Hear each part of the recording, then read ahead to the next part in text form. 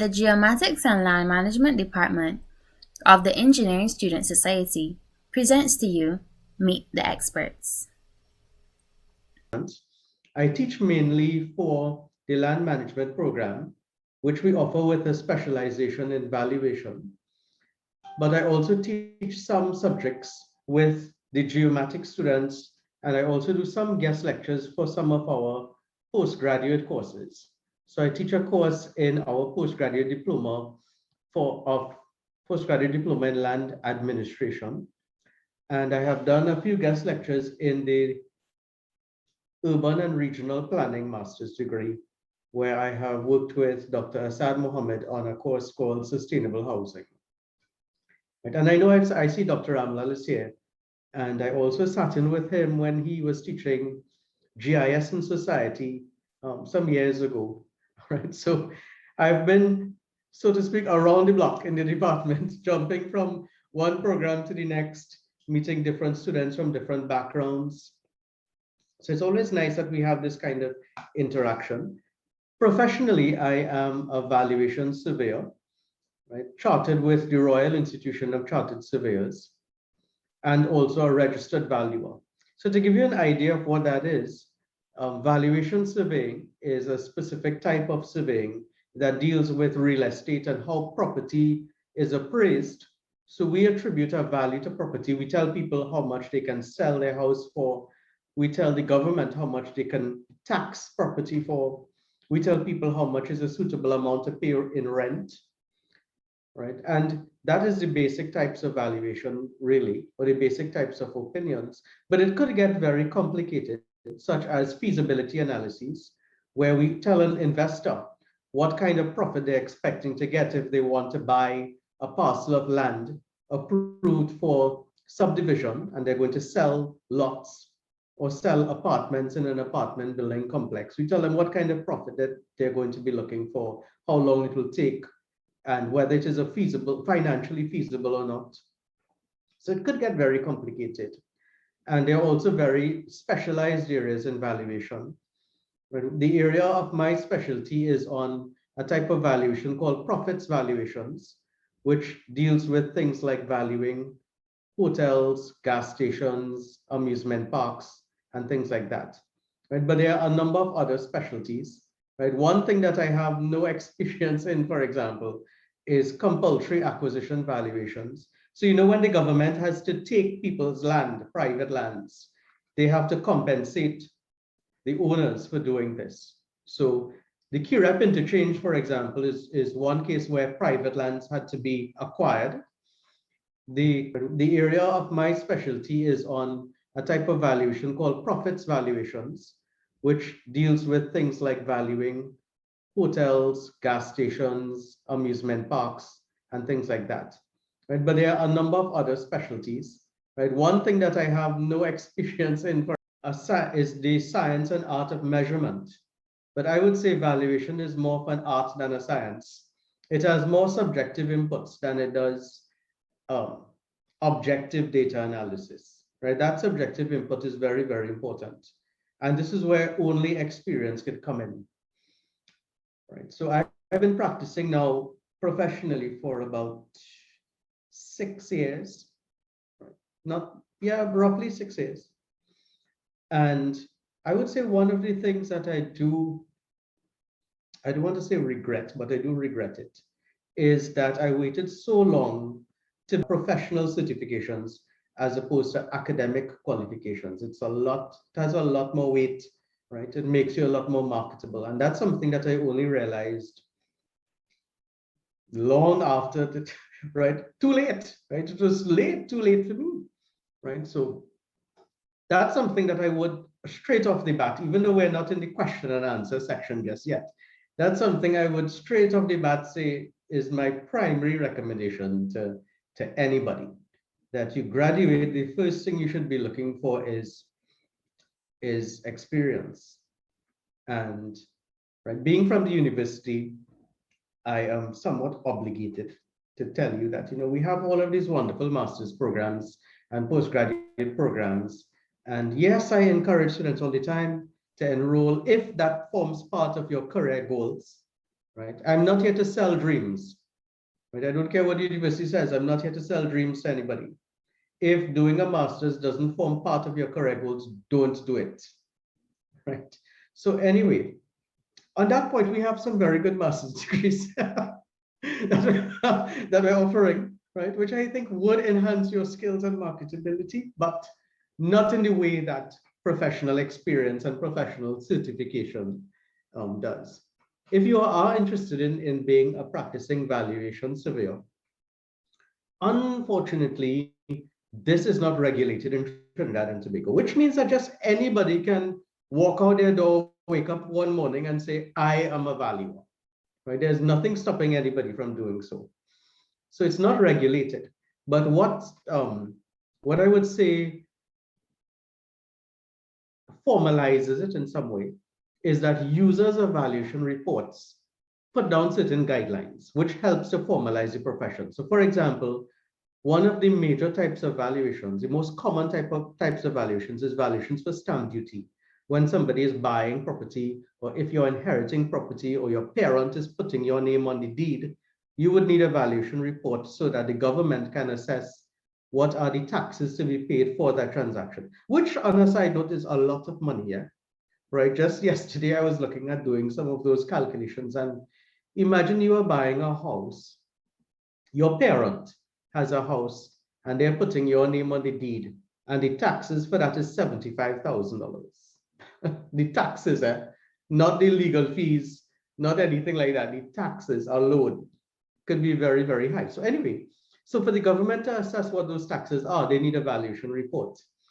And the stamp duty office who assesses those taxes, they insist that the people doing a valuation report must be a valuation member of the Institute of Surveyors. So that still creates some degree of regulation. So if you want to be a valuation surveyor who can produce reports for stamp duty assessment, you have to seek to become a member of the Institute of Surveyors of Trinidad and Tobago, the ISTT, which requires a degree and 2 years experience before you can apply for that. Financial institutions like banks normally require you to be chartered, which is a member of the Royal Institution of Chartered Surveyors. And their requirement is 5 years post-qualification experience.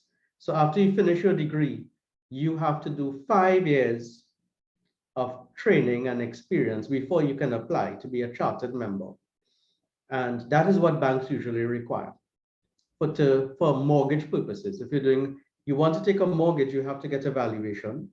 And for that valuation to be accepted by the bank, apart from the fact that you have to be on their list of approved valuers, that list is usually on the basis of being chartered.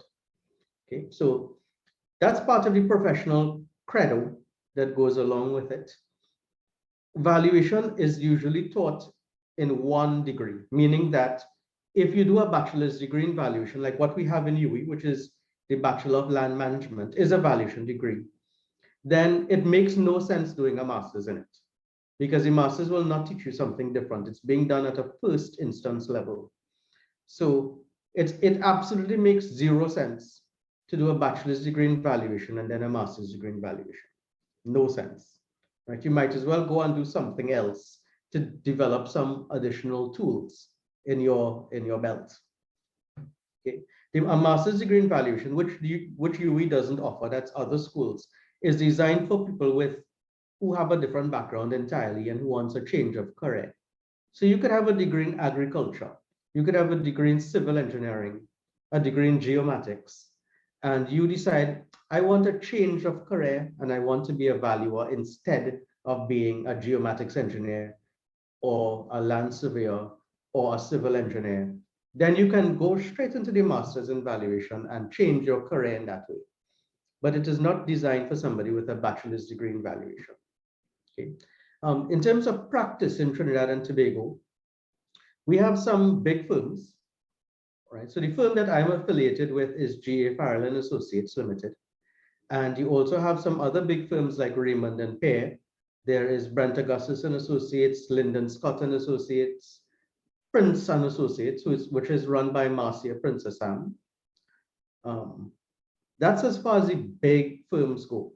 You also have a few small ones, and you have a lot of people practicing independently, right? So for independent practitioners, they would of course be able to do things like stamp duty valuations, but independent practitioners find a hard time getting work to do valuations for banks, right? The main reason isn't because banks don't see them as being unqualified, it's that banks will find it difficult to sue them. You see, there's a theory in litigation called deep pockets theory, meaning that it doesn't make sense suing a poor person because what you're going to get, right? So it's easier for banks to sue a firm if the firm gives them, let's say, a negligent report or bad advice. They could sue the firm, and the firm will usually have professional indemnity insurance that will cover that lawsuit anyway. But an independent valuer, an independent surveyor, is likely to either not have that kind of deep pockets, or if they have professional indemnity insurance, which is a requirement, by the way, it will be for some very low amount, right? Like $250,000, which doesn't really do anything, right? So big firms, like the firm I work with, we have coverage for $20 million to cover lawsuits. So that's why a bank typically prefers big firms, so that they know if they sue them, they're going to get their money. And that's a unfortunate position for people who practice independently, that they get sidelined for work because they don't have that level of professional indemnity insurance. In terms of the career, while I think valuation is a nice field, it could be very challenging in the Caribbean, generally speaking, because of the lack of data and the way how data is held, or rather not held. So if you go in the US or the UK or any developed country and you want to see transaction data, you could go on the internet and find every property that's sold in Florida, right? Or in a specific city, in Miami, Orlando, wherever, at any given time. And that is public records. So it's easy to find data. But to get information on transaction activity in Trinidad or in the Caribbean, for that matter, is very, very difficult, right? The information is either not online, or it is not kept anywhere, or it is considered confidential. So it is really trying to find a needle in a haystack, or using links and connections and things like that in order to get that kind of data, right? Which again makes it very difficult for individuals to practice. So you come out and you don't want to join a big company, you want to run your own little practice. That's another challenge in doing so, right? As a matter of fact, that's perhaps the main reason why I have never went out on my own to practice, right? Because I know I cannot go as Sunil Lalloo and Associates and be able to get the kind of data that a company like GA Farrell and Associates would get, right? They have been around for 50 years. So they've already established all of these connections with people who could give them data, right? They've already established relationships, data sharing relationships. So we have the database that we have is a powerful tool for doing valuations, which an independent practitioner would not have. And so they don't have that kind of advantage, right? So those are just some of the issues and challenges in Trinidad and Tobago. And yeah, this pretty much sums up my presentation for today. So I will now pass you back to Kyle and be open for any questions that you may have. Yes, thank you, Dr. Lalloo. That was a lovely presentation. It's very inspiring as well. I personally enjoyed the part where you said that you did all of these qualifications, but yet you didn't have the experience. And it's good to know that after you get your bachelor's degree as a valuation surveyor, practicing is probably the best thing to do afterwards, because that is one of the things that a lot of people probably have difficulty deciding what to do. Myself, for instance, after my bachelor's in geomatics, I probably would have, well, I'm on the line of thinking, should I further my education or should I go to get experience? And it's a fight. So it is a very difficult situation there. I guess now we can open to any questions that anyone may have, Dr. Lalloo. The floor is clear for anyone. You can raise your hand and ask away.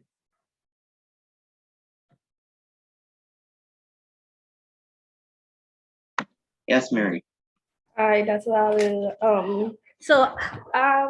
Because you've taught me already, I know that you also have a degree in law, right? So with respect to your this is your second degree, if I'm not mistaken, how has it helped you your second degree in law helped you in any way when it comes to you being a valuer? Because now you would have probably, if you don't mind me asking, what type of law did you specialize in? Well, to answer your first question about whether it has helped, absolutely. Right. In valuation, we value a legal interest in real estate. So determining what that interest is for the purposes of valuation, my understanding of the law has certainly helped. And as a matter of fact, in the company, whenever there is some legal issue to deal with valuation, they always come straight to me and not the company's attorney, because the company's attorney will understand strict legal principles. But me knowing, being a valuer with a background in law as well, will understand both the legal issue and the valuation issue as well. So I would be in a position to say, no, this interest is encumbered in this way, and we cannot do a valuation of that based on this issue, right? So it certainly has helped me in terms of that. Also, a big part of valuation or valuation services rather is entering into a contract, right? All valuation services are done by contract. So designing terms of engagement for what the contract for services between us and the client is a big part of my job, and having a legal background to work out what those terms would be is also very important, and that legal background has helped me in that, definitely, right? In terms of specialty, I do not have a specialty in law. All LLBs are general degrees in law. So they cover everything really, and you can't really specialize in law at that level. So I don't have a specialty. No, because I remember you taught last year, you taught a bunch of us land law. So I'm also doing the elective for valuation this year. And I realized that a lot of things that you taught us in that course, Nikhil can attest because he's also in that class, have come back. So as you say, you're a practicing valuer, I wanted to see if it really does apply in the real world. So thank you very much for answering my question. Sure. Hi, Dr. Lalloo. So we have a question from the chat. Someone wants to know, in terms of getting experience after the degree to be able to be certified, do you have any advice? Yeah, definitely. Now, I want you to take this with a pinch of salt, because you see, I don't want to speak from a privileged perspective of, right? And when I say a privileged perspective, is that when I started into practice, it was years ago, and the job market years ago was a lot easier than it is now, right? So back then, I could have sent out resumes, and I got responses, right, from more than one company offering me an internship, right? I think if it is the same me, not that it's something specific about me, but if I was in that position now, it would be a lot harder based on how the job market is. Right? So the pinch of salt is that I don't want it to seem as if I am unaware of the fact of how difficult it is to get placement and get employed now. Right? I'm fully aware of that. But to be certified, you need to be practicing in the core work that you're doing. Right? And what this means is that everybody who's hired in valuation aren't always hired to do valuation.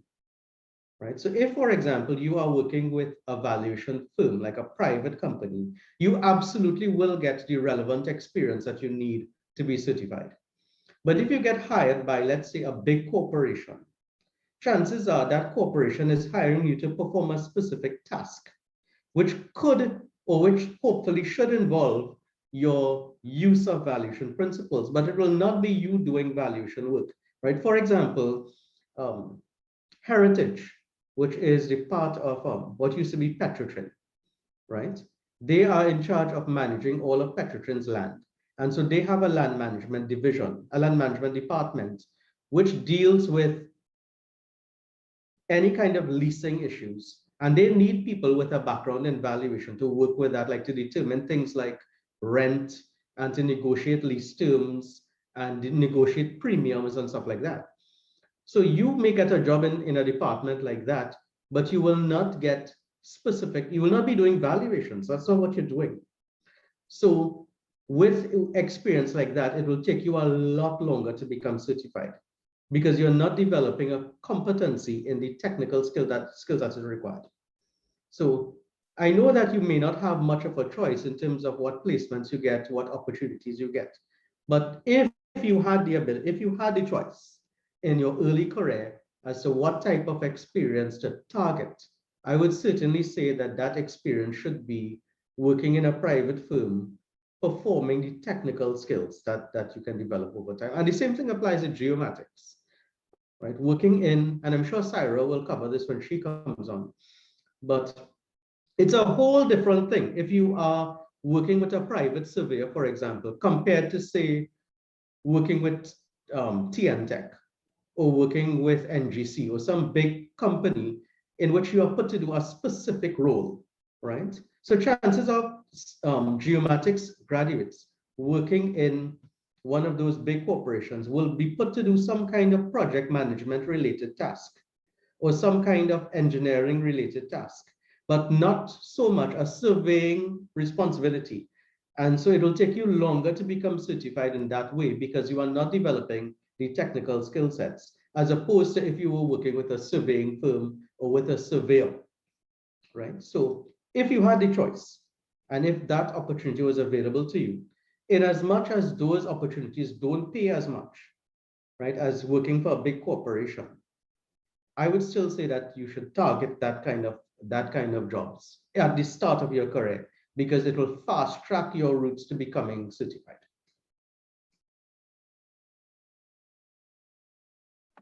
All right, that's great to hear. I myself have two questions for you. You said that valuation can be complicated. It can get very complicated. So I wanted to know what aspect of valuation can be challenging.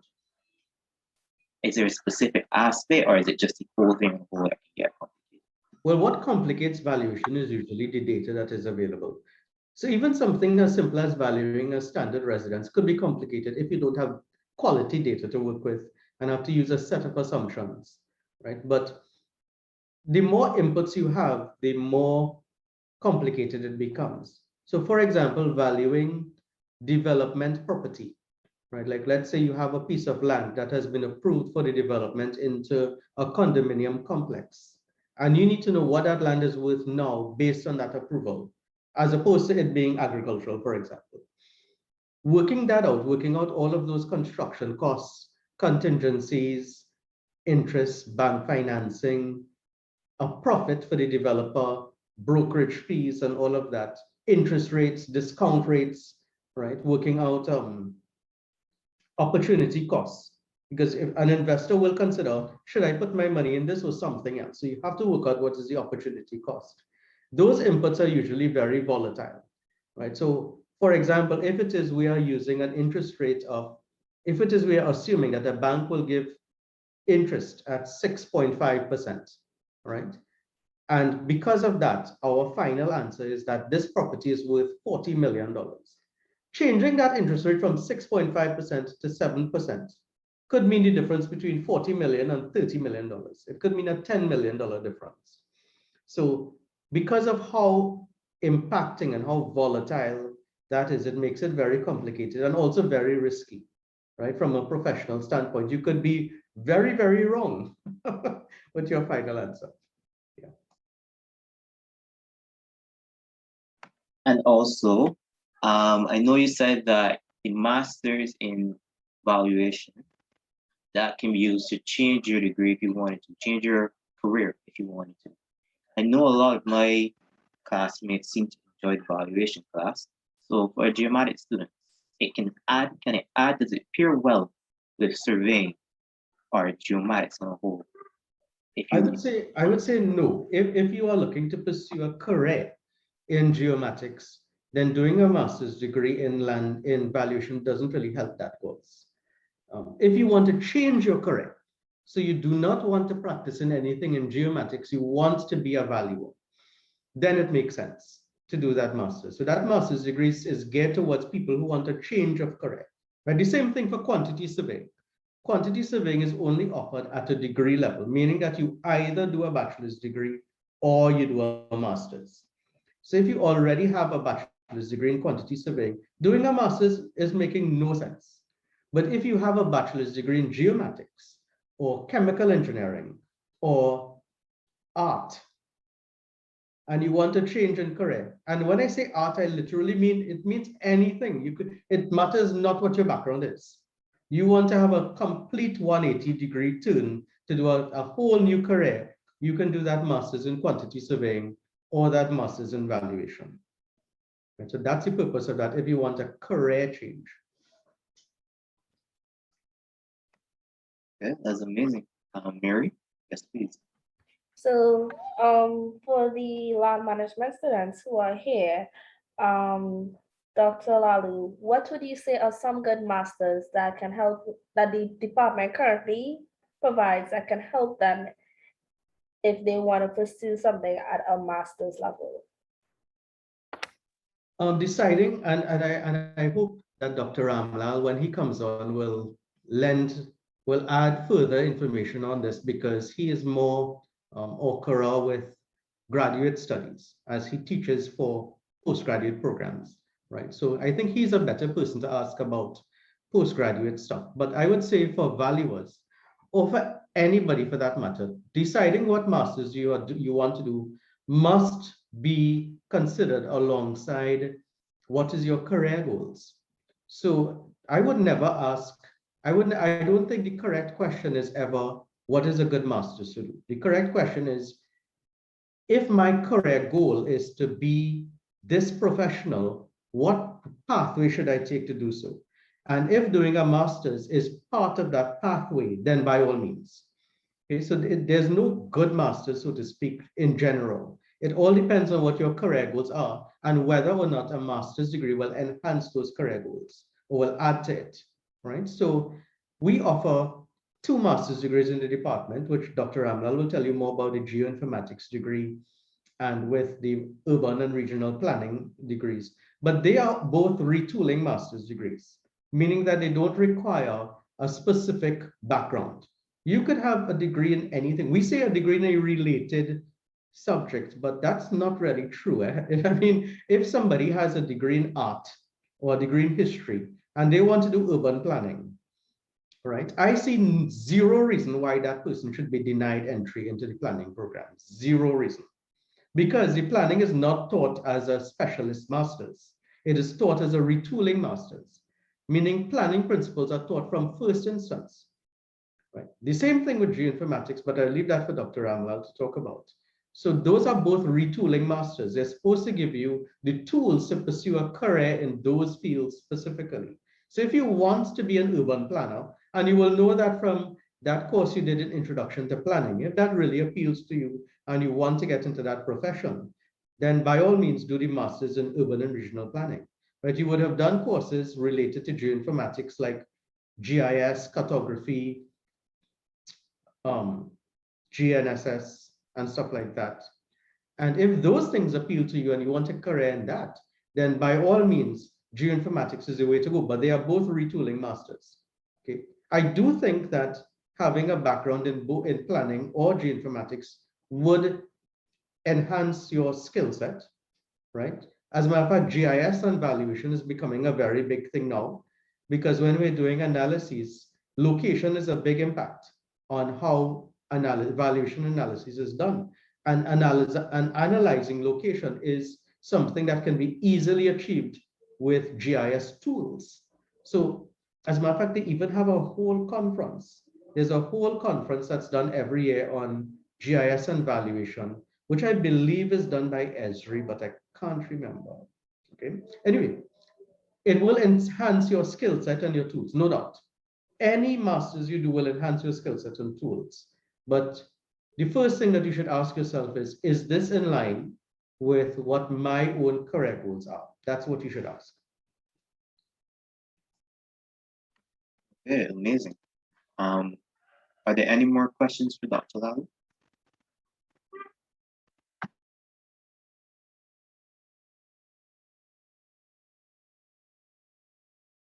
All right, then. Thank you very much, Dr. Lalloo.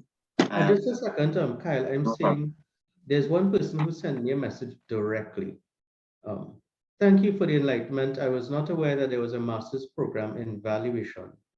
Is it too late to switch that program since I have a bachelor's in chemical engineering? As you just mentioned, I want to do this program to change occupation. So this person is saying that they have a degree already in chemical engineering and they want to be a valuer. And they're asking about a master's in valuation. So yes, you can do a master's in valuation and become a valuer with a bachelor's degree in chemical engineering, but UE does not offer that. So you can't switch. If you're doing a UE program already, you can't switch because we don't offer that. So for you to switch to, right? That is offered by other institutions.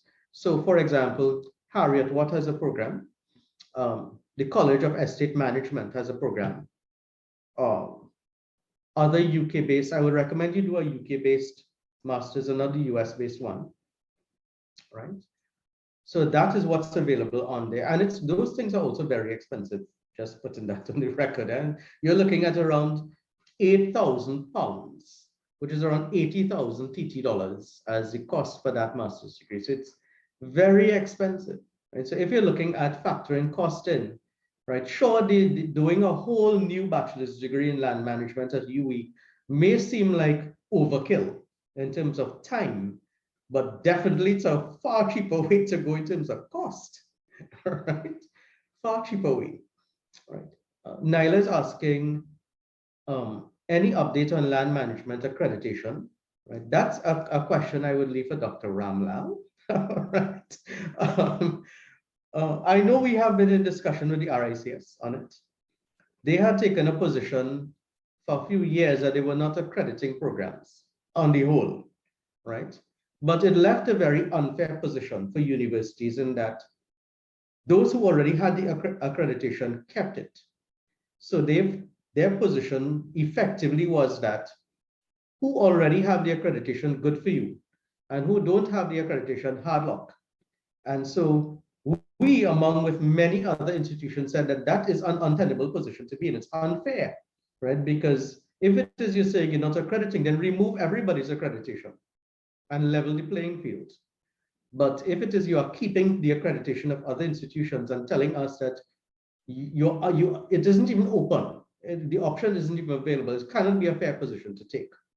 So that position has since changed, and we are negotiating with them to reinstate that accreditation for the land management degree, right? One of the biggest hindrances is the cost, and the cost is a little bit prohibitive, okay? But I would leave that for Dr. Ramlal to address when he comes on. Okay. All right, and I see that Camille has your hand raised. Good evening. As a land management student who's interested in the quantity surveying field, what pathway do you suggest I should take to get to there?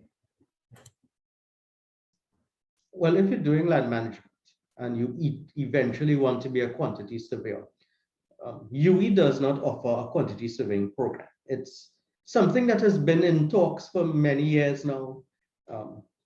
Civil engineering wanted to run it.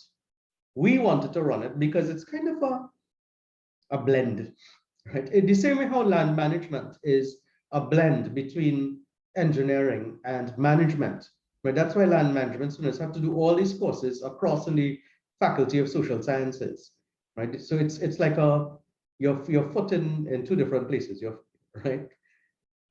Quantity surveying has a foot in surveying and a foot in civil engineering. So between the two departments, it has always been a toss-up as to who is going to propose offering this degree first, right? But These things take very, very long to actually get on stream. So if you want to be a quantity surveyor, you would have to do a program outside of you, right? So there are programs that are offered by foreign universities.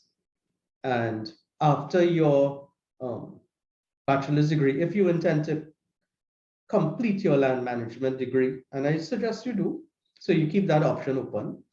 After you complete your land management degree, you can then go on to do a master's in quantity survey in one of those programs. So that is one of the few examples where in which I think going straight from a bachelor's degree to a master's degree makes sense, because you actually know right away you want to change in career. You know right away you need to get the academic qualification, a specific academic qualification towards your career path.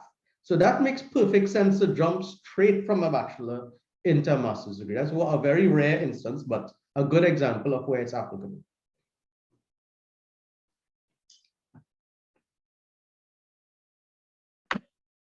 All right. Are there any more questions?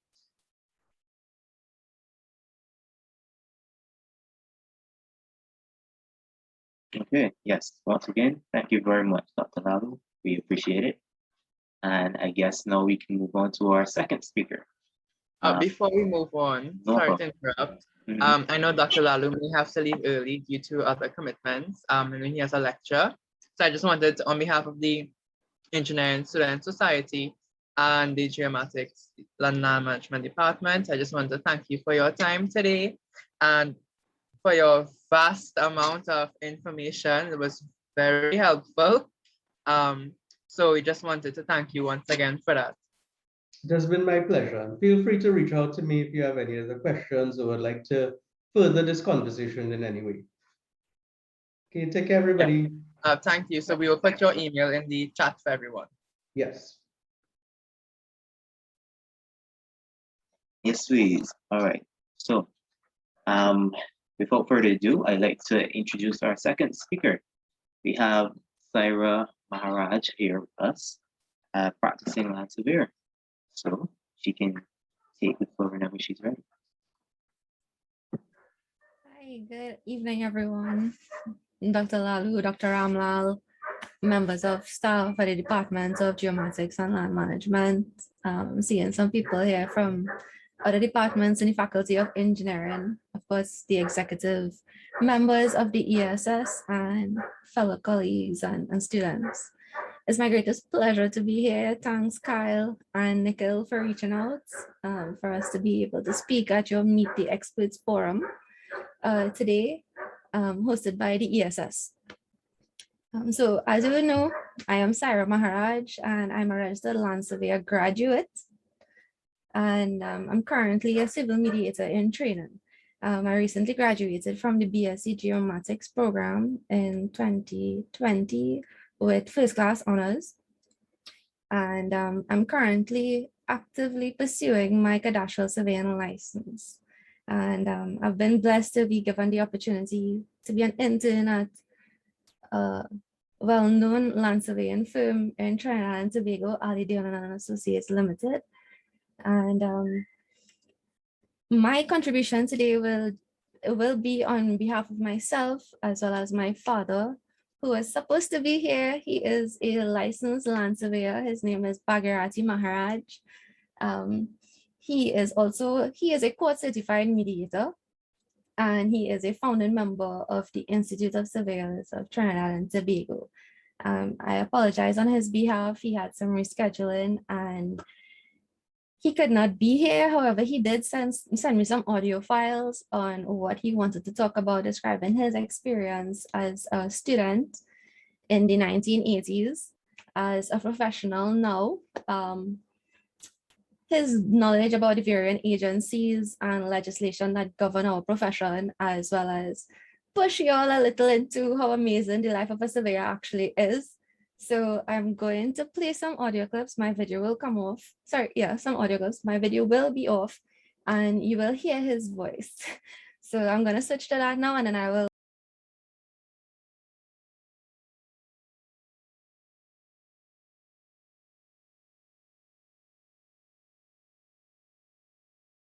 Maharaj, and I'm a land surveyor. I wish to thank the Engineering Student Society for affording me a few moments in order for me to give a short discourse on my experiences in land. I am aware that I'm speaking to land management students as well as land surveying students.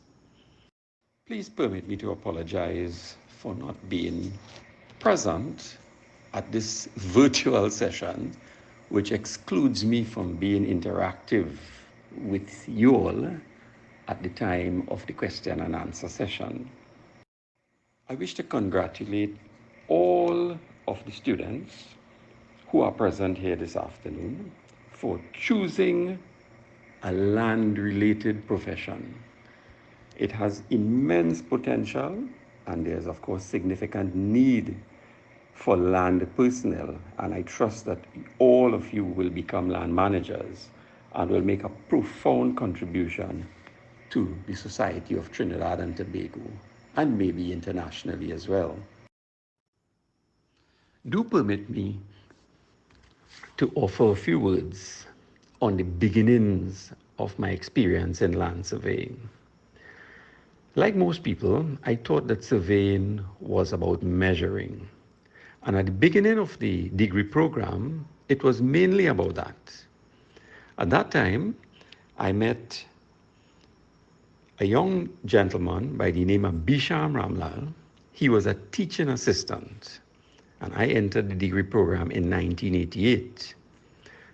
Now, and so many years later, too many to calculate, Dr. Ramlal is still in the department, still lecturing, and still going strong.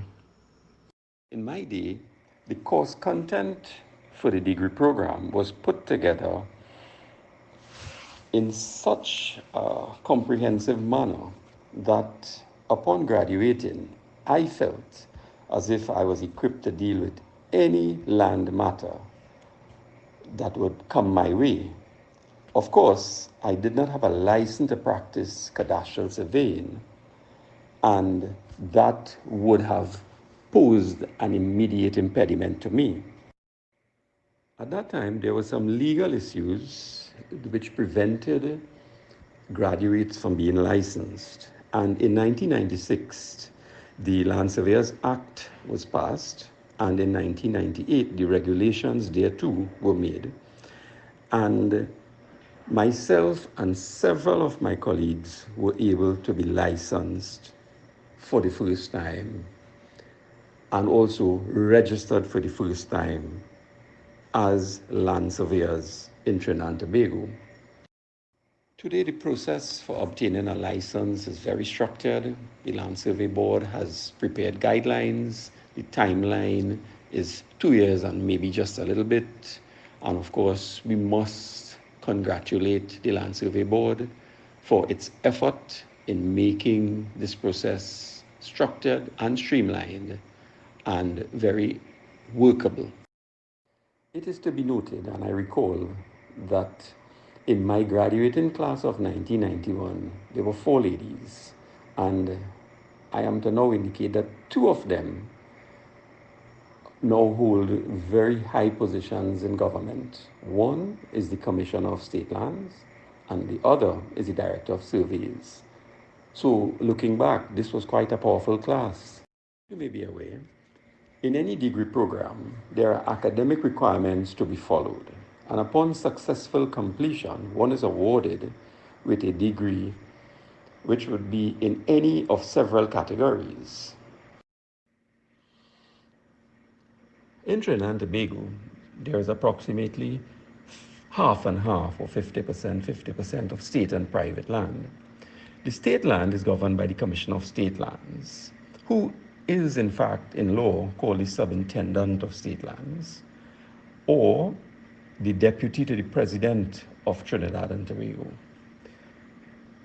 Matters that are dealt with primarily in the state land arena are leases. And these leases fall into several categories: residential, agricultural, commercial, industrial. Other matters that are dealt with are coastal matters. As you are aware, Trinidad and Tobago is a twin island state.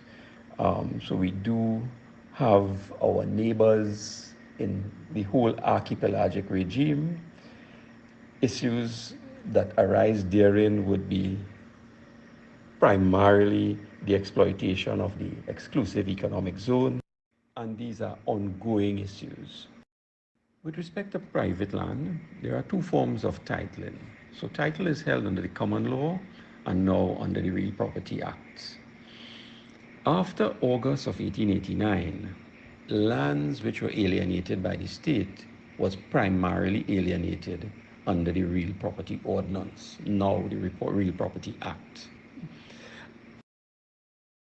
As land surveyors, we are very often involved in the subdivision of large parcels of land. Sometimes it involves changing the use.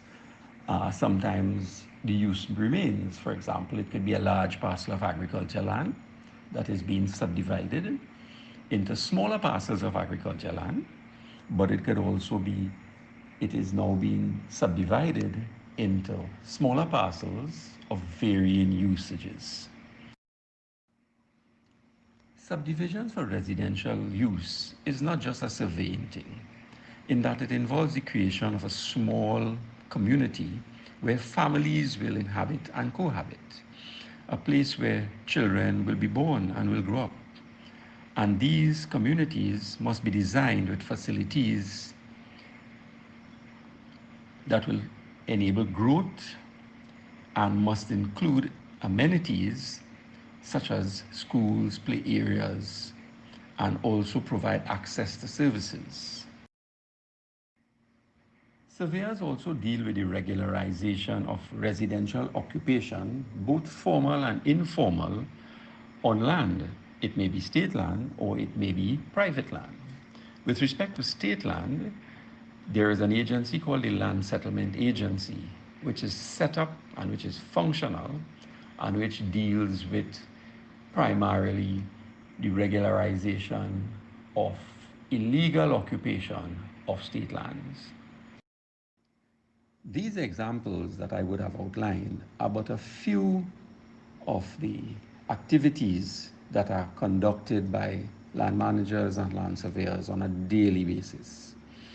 I would have hoped that I would have to some extent whetted your appetite to complete the degree program as quickly as you could, so that you may begin this important work for your country immediately.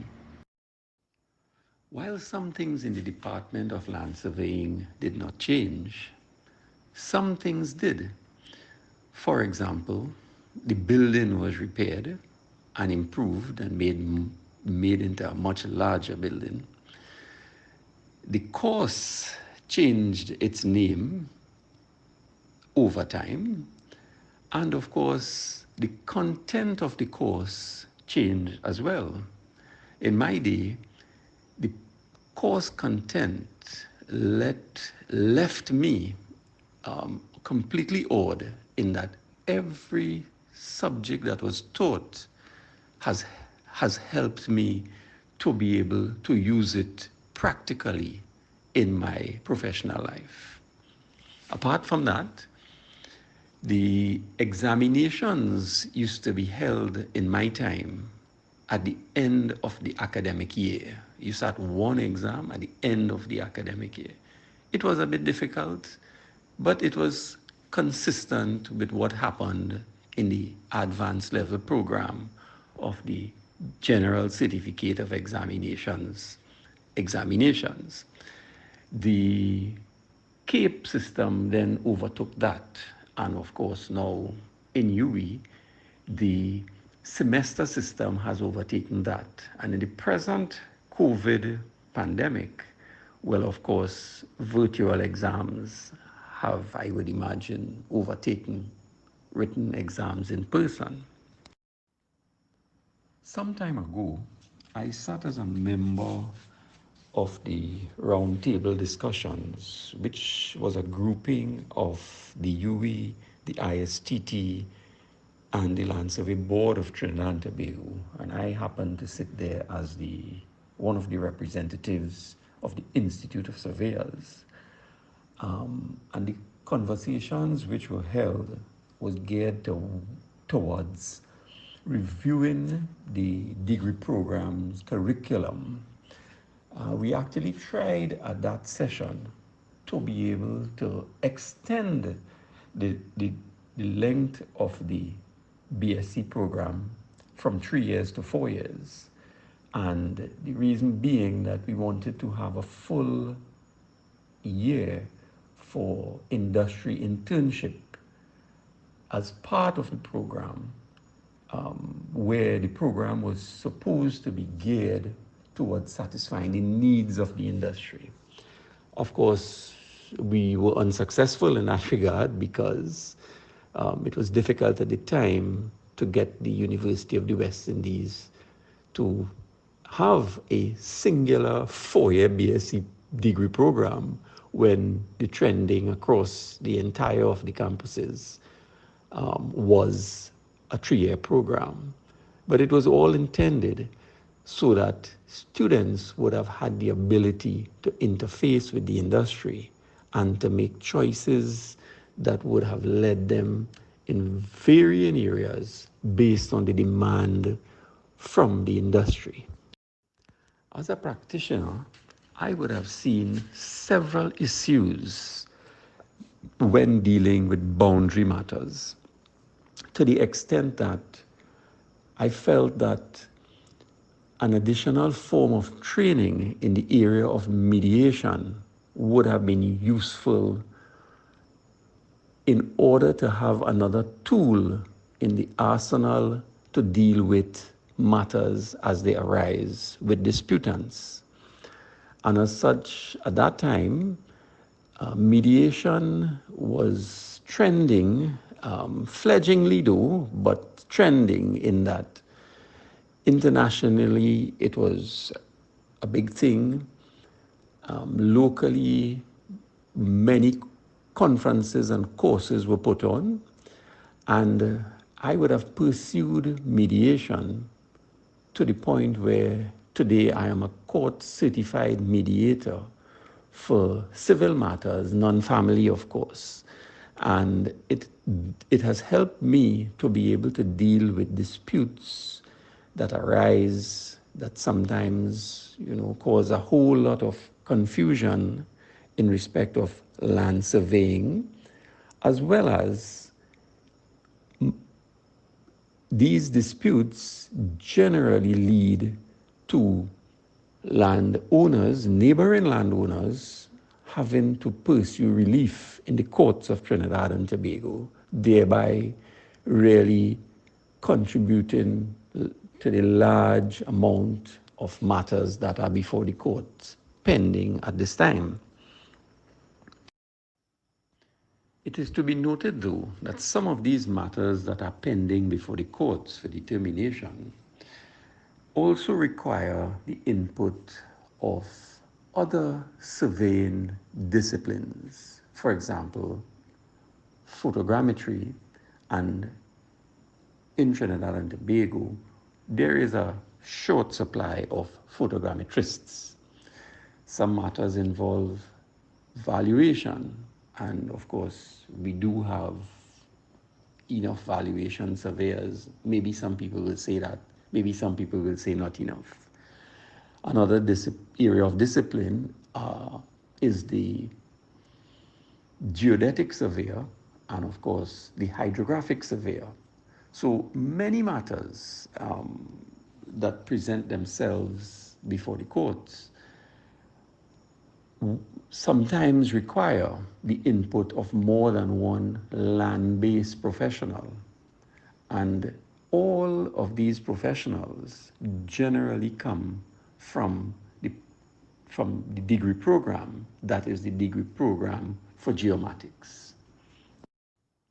And so I am of the view that anyone who is pursuing a degree in geomatics could end up in one of several areas. If you end up pursuing cadastral, which would afford you a Trinidad and Tobago license, and you will be designated a Trinidad and Tobago land surveyor, you would have the ability to be a professional practicing in an arena where there are probably about only to date 100 practitioners. I think that every other profession would be considered to be saturated or super saturated. But I think that land surveying is probably the only profession that exists right now that is enabled by legislation that is considered to be unsaturated or undersaturated. Further to that, we as surveyors have been surveying land for many years in Trinidad and Tobago. And our records are of the vintage of about 1850 coming up to the present time. These items of recorded information are lodged at the Lands and Surveys Division in the vault at Ryson Road. And I also happen to be an employee of the Lands and Surveys Division. And the Lands and Surveys Division, too, like the degree program, has within the recent past changed its name to the Surveys and Mapping Division. In its original dispensation, the Lands and Surveys Division would have dealt with both lands and surveys. At some point in time, close to the year 2000, the surveys and the lands portfolio were separated, and the Commissioner of State Lands now handles the lands portfolio or the state lands portfolio, and the Director of Surveys now handles the surveying portfolio. Now, even though the Director of Surveys is an entity that operates in the ambit of the state, the Director of Surveys is responsible for several areas, one of which is the approval of survey plans. And those survey plans are for both surveys that are done for state lands and surveys that are done for private lands held under the Real Property Act. And so a significant part of our work as surveyors is the creating of records that will transcend way beyond our lifetime. And surveyors, persons whom we do not even know, we can't even conceive what they will look like, will be using our records to make decisions on land matters that will be current and maybe in high demand at that epoch. So we have to be very careful as professionals. There was a lecturer in the department called Mr. Malcolm Robertson, and he had a saying that land surveyors bury irons in the ground as opposed to doctors who bury their mistakes. I am sure he and he alone knew what he meant. Of course, as you treat with records, the Lands and Surveys Division is, according to the Land Surveyors Act, responsible for several aspects of recording, including the collection and recording of aerial photography. So there's a whole repository of information at the Lands and Surveys Division that is required to be kept by law, not only for the purposes of map making, but as we see today, for the purposes of the use in determining court matters, which would have arisen 30, 40, 50 years ago, which would have been captured by the photograph and which may not have been captured by a surveyor, or vice versa. Information may have been captured by a surveyor and for several known reasons that information may not have been able to be captured by aerial photography.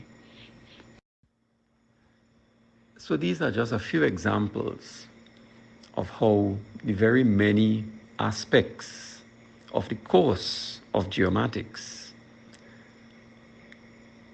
can be used and are being used to assist with matters of a legal nature, matters of importance to the state,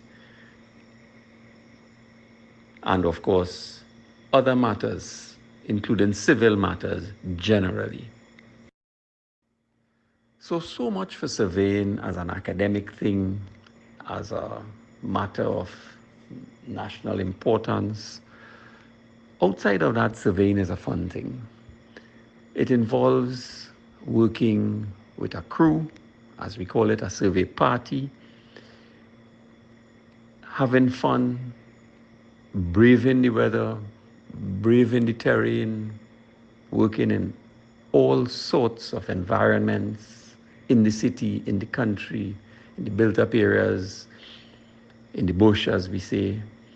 It involves long distances of travel, waking up very early, driving far, eating very little, sometimes drinking very little because you may have used up all your water and other beverages, and of course, getting the job done.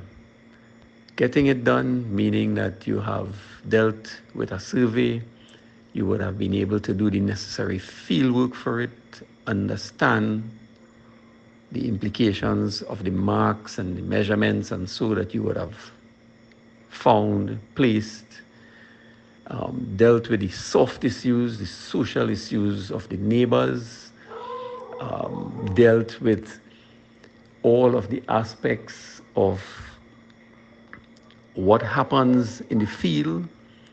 Sometimes you're in the day where the day starts off sunny, and then you get a deluge, and then everybody gets wet. Make sure you have an umbrella to cover the instrument, or as is used these days, a regular grocery bag does work. And then of course you dry out and you continue the work. Sometimes the day is just the opposite. It rains in the morning, and then of course you work in the afternoon. But at the end of it, it's fun, it's people, it's teamwork, and it gives one a sense of personal satisfaction that you would have been requested to deal with a matter, and that you would have been able to unearth the historical evidence to proceed with it.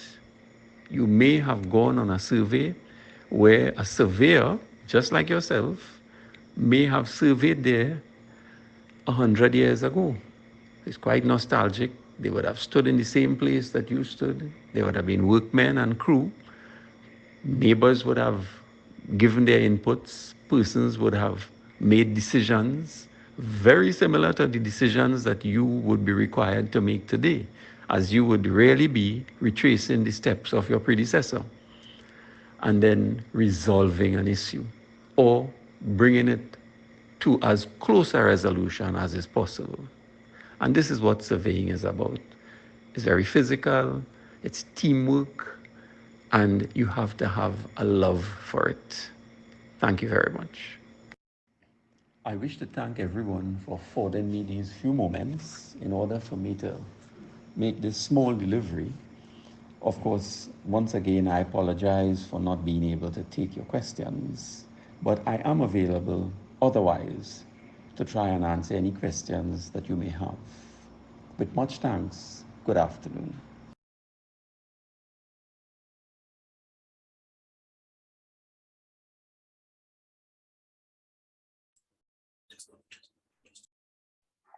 All right, that was an amazing presentation from your father. Thanks much. I didn't have much to do with that part of it. So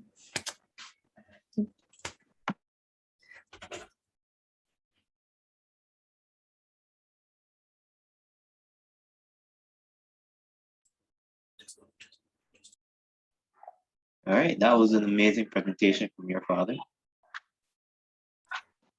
Thanks much. I didn't have much to do with that part of it.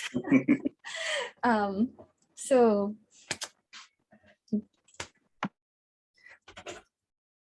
right. So I was introduced to land surveying at a very early age. He has been a land surveyor my entire life.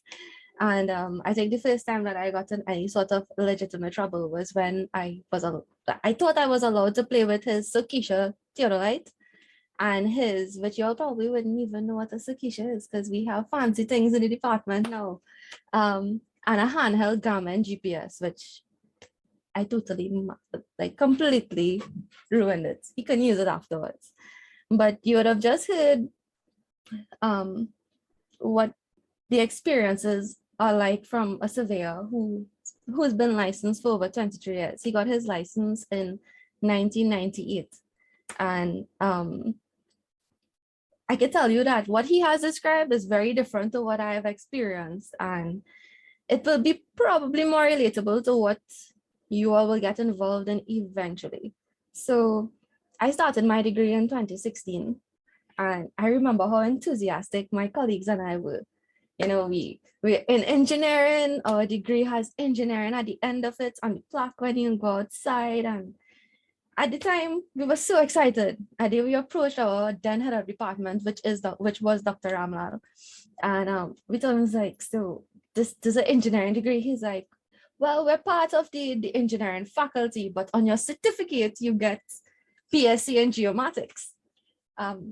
I still haven't collected my certificate from you since, although I graduated since last year, so I can't tell you if it's legit. But we were really disappointed, and we were ready to petition to the exams council for a change, which I think is now being chaired by Dr. Sutherland, another geomatician. And we took a course in engineering in that same semester of our first year. And the coordinators always excluded us, and they didn't allow us to partake in courseworks. We didn't have courseworks. Our exam was a final 100%. Yes, it was intro to engineering. And we couldn't actually participate in the lectures. Everybody else would have gotten that opportunity too, but we couldn't. And I could recall how insignificant we felt as students of the same faculty. I believe, however, our persistence and our minor inputs into the end of year meetings that then Dr. Miller would have hosted sort of brought to light a new course. I believe it's now Geomatics in Context, that I wish myself and my colleagues were part of. Some of us came into the department not knowing what the degree was. I had that upper hand, which I still do, but some of us really did not know what geomatics was. Some of us did not know what the total station was. And I believe that that's what the whole new course is geared towards, and it's being taught by all of the lecturers in the department. Can't get better than that. I don't think we realized then that we were already doing what land surveyors do, making our marks in the department to benefit others later on. But 4 years later, I'm a graduate. I'm a registered land surveyor graduate, and I'm a budding young professional. And I believe that land surveying is a leading profession across the globe, giving myself and persons like you the opportunity to solve difficult problems and impact society in a way that I don't think you'll see yet as a student.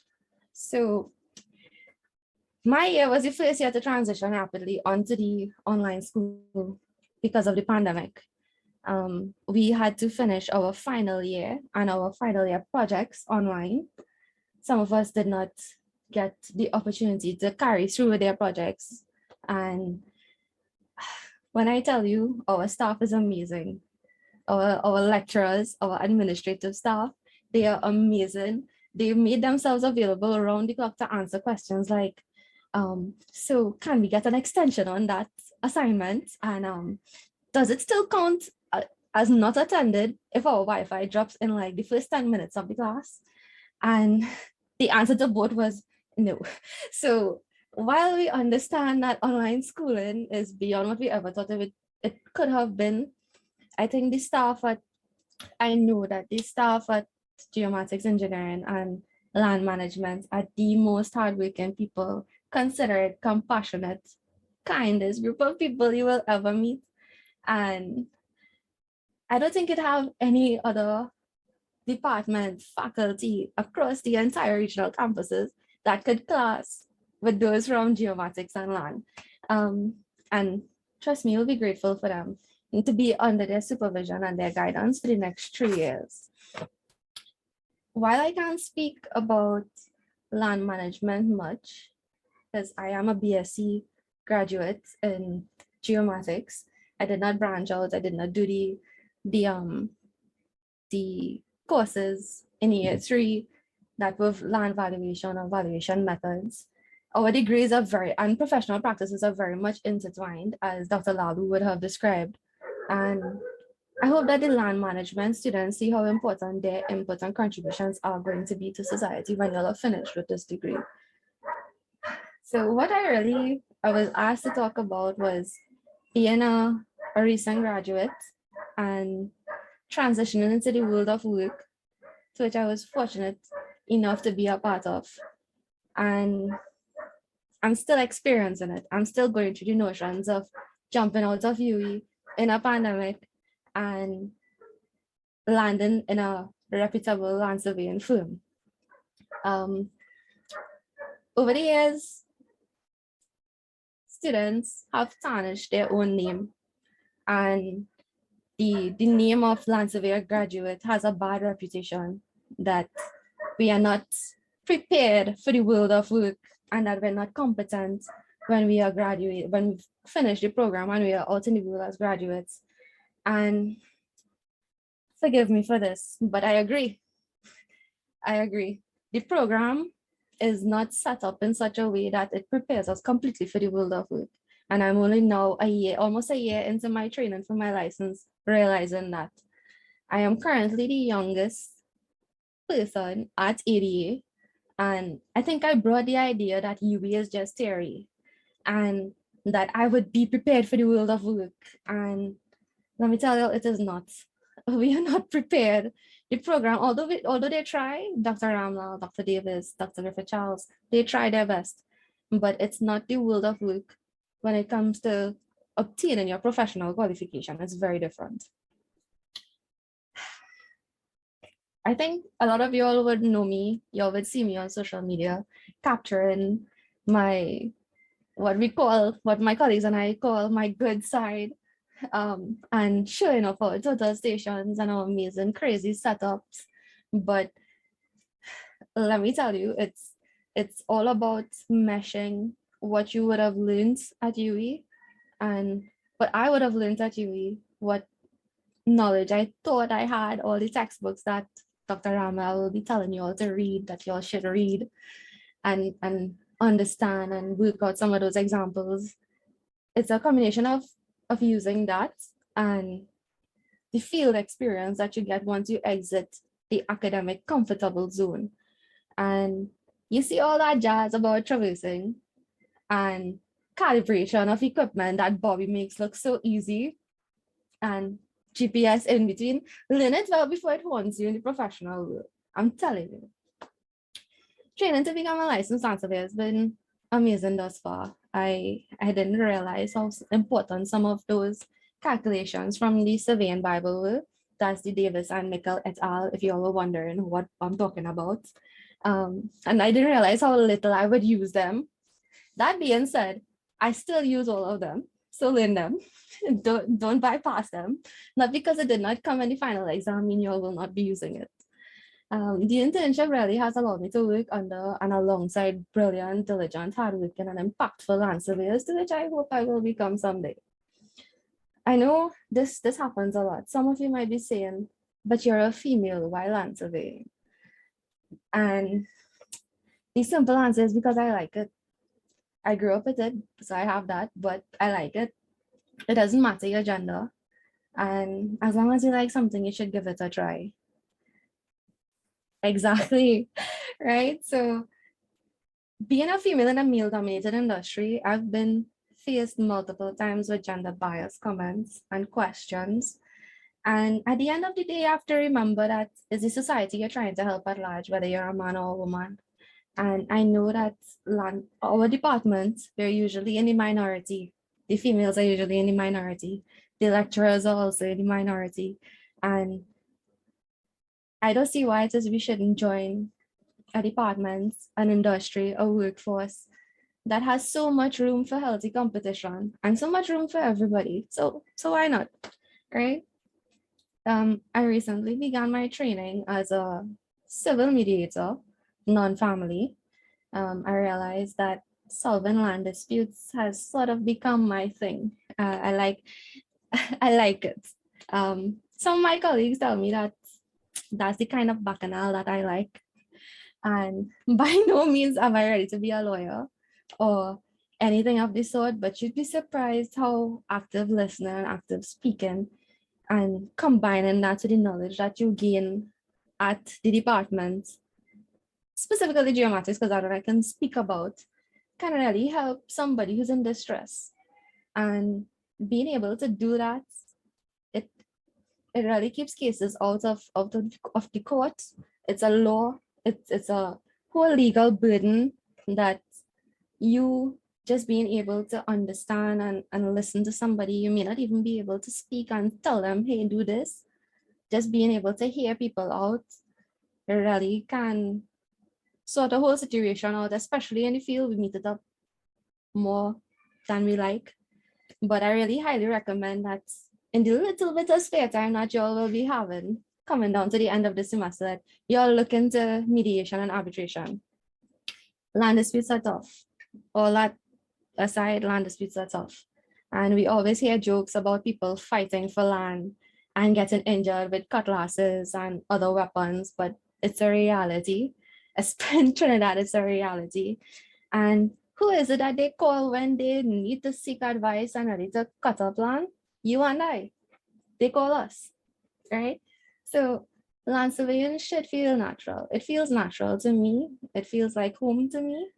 It's the complete perfect amount of being outdoors, being indoors, getting in on the AC action on those office days. And I don't think I know of much professions that allow that kind of luxury. And on a real note, I can't remember the last time I actually exercised. I know it's bad, but I actually exercised or went on a leisure hike like Dr. Lalloo does often. I envy that. I can't do that. I get the fun, the exercise, the learning experience all in a day's work. And that just can't beat. It's really the perfect blend of being in the field, being outdoors, being indoors, using your people skills, your active listening and speaking skills, talking and practicing the laws that govern and aid in making the decisions that we make on a daily basis, and still being able to make that significant contribution as professionals while still getting the job done and getting some money in the pockets. So I don't know if there's a better profession out there. I am happy to be a part of such a close-knitted industry and workforce. And we know that we always have our lecturers, our OG lecturers to back us up. And if anything, they'll be there to provide us the masters if we need it. With that being said, I hope that this semester is going great for y'all and that y'all are managing your time well and still getting some recreation that's not online games while ensuring you're healthy and well rested.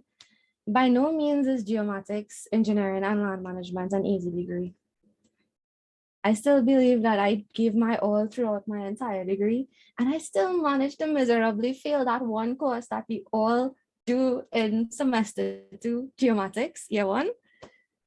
I know you all know what I'm talking about. I still pulled off honors. Y'all can do it. Y'all can more than do it.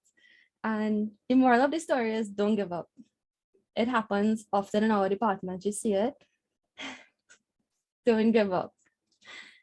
We come to forums like this, persons like myself, alumni, we come to forums like this and we make it sound easy, but it's not. I would not tell you that dream. I am sorry. Your hard work and persistence will prepare you to make a substantial difference and provide a much needed service in today's society, especially locally. So I hope that sharing our experiences of what the course was like then, what it is now, as well as the profession nowadays versus 30 years ago, and everything else that has changed in terms of legislation throughout the decades, have enlightened you enough as to the amazing profession to which you have chosen, whether you chose it or it chose you. And if nothing else has inspired you to become the best land professional that we know you can be. So it was our greatest pleasure to be here, virtually and otherwise. And on behalf of my father and I, we want to thank all of you again for having us, especially the ESS. Thanks for putting out this amazing initiative and trying something new. Have a wonderful evening and stay safe. All right, thank you very much for that lovely presentation. I have met some amazing female land surveyors. I don't know why people say that females can't become land surveyors. And I don't see you being an exception to that as well. So for all the females doing geomatics, I don't see why not. I have a question I would like to ask you. You're doing your graduate program, right? Or you have done your graduate program. Or there's no graduate program in Trinidad, because I'm from Barbados and I know there is a graduate. So I'm not doing it. You're not doing it. Okay. So is there a process? What is the process in becoming a licensed land surveyor in Trinidad? Okay, so in Trinidad and Tobago, our profession is legally binding. So for me, this is my personal experience. As I said, I'm practicing, so there may be pieces of the law that I may be missing out, but the process is such that when you've graduated, you have to register with the governing body, which is the Land Survey Board, to be a registered land surveyor graduate. When you do register with them, that allows you to do, I believe, all types of surveys except property boundary surveys and engineering surveys in Trinidad and Tobago. It may be different. I believe the legislation is in the books. When you do register, keep in mind that there is a fee, a yearly fee to be renewed to keep practicing that in Trinidad and Tobago. You then either go the route of getting the experience at a private company, at government companies, agencies, or working under single private land surveyors for anywhere, I believe it's 2 years exact. For you to get that field experience, you are supposed to get a blend between the field experience and the office experience. Land surveying is not just what happens out in the field. There's a lot that goes on behind the scenes in the office that includes project management and drafting and computations that are to be done in the office that the Land Survey Board does require for you to be competent in, for you to be considered to face them after the end of the 2 years, in which they give you a trial survey and you face them and you do something called a viva voce and your orals, and they see if you are worthy and if you have the experience, and you're competent enough to be a licensed land surveyor. At the end of the day, the documents that we produce are legal. So ideally, you do want to be doing the best that you possibly can. So that's the process. As far as I know, that's the process I'm currently engaging in. I'm almost a year into my 2 years in gaining that experience, and I'm hoping that I get to face the LSP soon. Well, that is very cool. It's cool to see the differences between countries as well, because here in Barbados, I believe we go through a year-long process, which carries us from basically the beginning of our geomatics degree to the end. So you start with like some collimation tests, you then do a topographic survey, you do national control, you then go on to do some cadastral surveys, and then you have to do subdivision. And well in between getting that work experience as well and stuff like that. So it's very cool to see the difference. Also, I work with a surveyor and he explains land surveyor as you get paid for hiking basically. I wanted to know what was your views on it. Do you have something like that? Is it like hiking for you or is it something else? Can you consider hiking with heavy equipment on your back fun? Well, it all depends on the individual, doesn't it? Because I don't think anybody could pay me enough to tote equipment up a hill. So anything. It's not about just hiking. It's not getting paid for hiking. There's a lot of, I mean, I work with amazing surveyors, and I see how important our calculations, our fortitude in the field, how those things pay off. And I think at the end of the day, that's what clients pay for: your experience, your knowledge, your ability to combine them. Yes, the terrain is most of the time difficult. We're in Trinidad. And I mean, in Barbados too, yeah, the terrain is not as flat. It's not as flat. So those things are just the things that we deal with, but I would not consider getting paid to hike. My experience is not that. Well, fair enough. I guess to each your own, correct? But yes, our work is very important, and no one job is the same. So, yeah. At this point, I guess anyone can raise their questions and concerns. Mary? Yes. Mary, I recognize your hand, but before you contribute, I just wanted to point out that Dr. Lalloo said in the chat that the 2 years starts from the date you register as a graduate land surveyor, not the date you graduate with your degree. So if you wait several years to register as a graduate, then the time will start from 0 at that point. So not when you graduate with your degree. That's correct. Yeah, that's actually how it is. I got trapped in that process. So Mary, you can go ahead now. So I have two questions for you. The first one being, you said that there's a fee, right? So is it that so as a graduate, there's a fee. So I'm assuming after we do become a licensed surveyor, there is a fee attached to that. Do you know if the fee increases or decreases? Because I want to believe that the fee decreases because, as a graduate, we fresh up the boat, so they want to put a little bit more insurance on us. But as they put full-fledged belief in us, the fee will drop. I wish I could answer that question with full certainty. I don't know. I can't recall off the bat what the fees for. Okay, so the fee that I am paying yearly, it's not a fee. We have to pay to re-register. That's what it is. As land surveying graduates, there's also one fee to re-register as a registered licensed land surveyor of Trinidad and Tobago. That's the TTLS title that you would see on approximately 100 land surveyors in Trinidad and Tobago. So every year you have to renew that license, and that is what has the fee that's paid to the land survey board. I believe it is different. I believe it's a little less for us. We are not, I am not yet legally binding. I don't sign plans, I don't sign legal documents, and the responsibilities that I have, while they are significant, they are not as much as licensed land surveyors.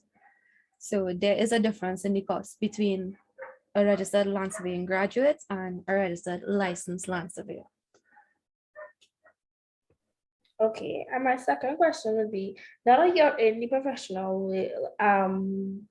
do you know of any companies, or have you worked with any other companies that you see the students here getting the opportunity to do internships? Because I'm sure you're aware that there is a course called professional practice that a lot of students try to do to get internships, and so that they can use that as an elective. In your experience in the working Professional world, internship, not practice. Sorry, internship. Sorry, my bad. You, from your professional experience, do you know of any companies or any bodies that support that? Yes, I do. The one that I'm currently working at, Ali Deonanan Associates Limited, but they knew about me prior because of that same professional internship course. When we were allowed the opportunity to do it, we went through the same interview process at UWI that you would have been going through, and then we did the internship for 2 to 3 months over the summer vacation, and we did not have a choice as to where we were placed. There were a list of companies that were in agreement to the training that we would have required in order to fit not only the work industry requirements, but the professional internship course requirements. So some of those that I could recall, Voltec engine, I believe is Voltec. And I believe they are down in South. There's LNS Surveying Services. I believe all of these people have social media accounts, so you could go and you could follow them on Instagram, and ED is also on Instagram. On Facebook, so you can check them out. I'm featured on 1 or 2 of their posts. I believe there's also, I'm not sure, I don't know if Trintoplan is still on the list. NGC and TNTech were also on the list when I did it. I know as the years go by and they choose to offer that elective course or not, the list changes. But it's not limited to only the major surveying companies in Trinidad and Tobago. There are private surveyors that are willing to go the extra mile to provide the necessary training for you to actually fulfill the course requirements. So it does not have to be a registered land surveying company, it could be another registered licensed land surveyor. If you want, I could provide you with a list later on. I can't remember them off the top of my mind. So for the year 3 Geomatics students, at least the ones in Trinidad, we could not do the that course. Well, we were about to do the course, but the change was we didn't have a list to choose from or anything like that. We had to reach out to persons on our own or to companies on our own. But while in the process of doing that, unfortunately, we went into lockdown again for I think that was the 3rd wave or whatever of the COVID. So that entire course was just canceled for us, at least the ones in Trinidad. But I know like Kyle was one of them. He did it in Barbados, or is doing it at this time in Barbados. But us in Trinidad, we couldn't get to do it. Okay, that's a bit unfortunate because I think, as I said, I sort of had an advantage given that Pagi is my father. But going into the world, I saw how it benefited myself and other colleagues being able to intern for that short space of time, how different your perspective changed. I remember at the end of year 2, how cool and laid back we were, and everybody came back as new people at the beginning of the first semester in year 3. We were like, we're gonna get this degree, we're gonna go out there and make that bread at the end of the years, at the end of the degree. But it's really unfortunate that you all did not get that opportunity. And that's just what comes along with us being in a pandemic. There's no amount of being behind a desk or sitting in an office that can give you the experience that being in the field does. And not that I'm actually working in it, I can see it for myself that being behind a desk does not do the profession and the day-to-day activities justice. So I'm very sorry and disheartened that you all did not get the opportunity to do PI.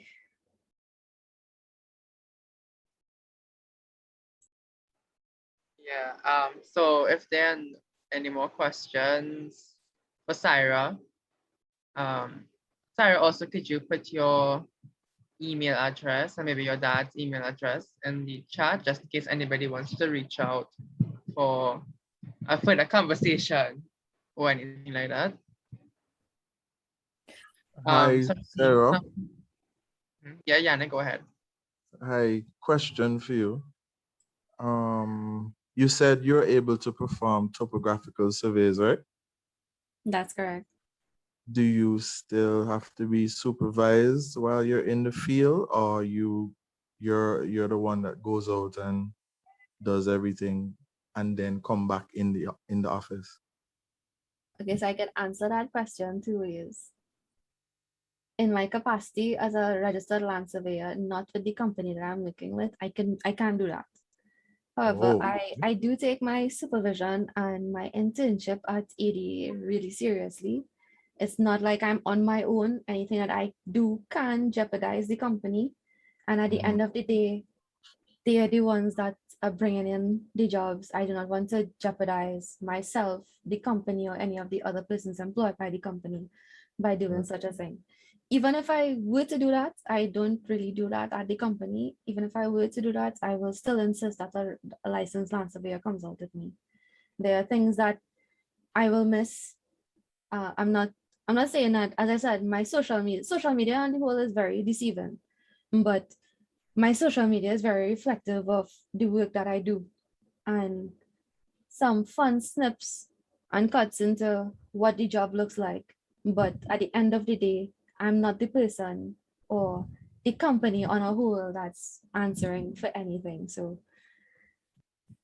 you can in Trinidad and Tobago, once you graduate, you can do it. You can go there and survey anything that's not someone's property boundary or put up a building, but we can't do it. Okay, thanks. Welcome. Also, some information from the chat. Dr. Lalloo said that the firm he works at, J. Farrell and Associates, currently has a vacancy for valuation officers. So you can check out their Facebook page for more details. And also, Dr. Ramlal said that there are some organizations that allow externships. So the CDEMA in Barbados is one of them. And the Faculty of Engineering also introduced internships based on the one that Geomatics had introduced as well.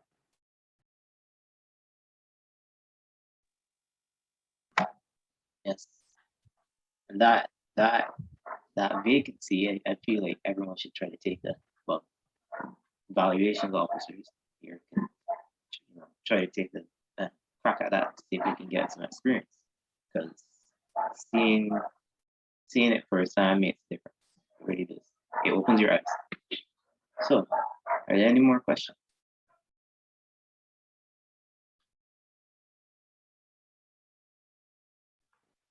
Before we move along, I don't know if Sarah would have mentioned this before. Maybe she didn't want to toot her own horn, but actually Sarah was the first Geomatics and Land Management Department representative that we have had at the ESS.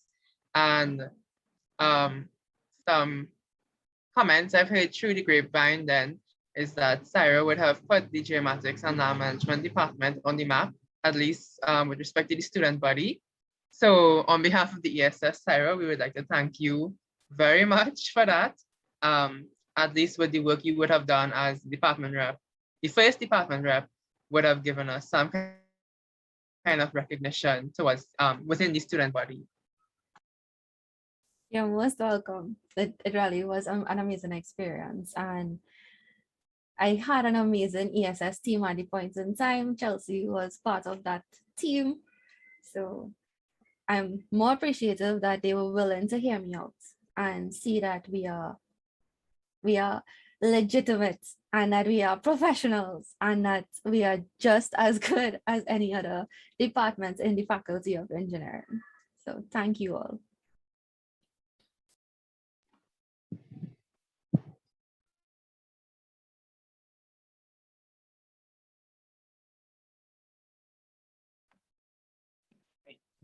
All right, at this point, we would like to thank you and your father for his presentation that he left us with.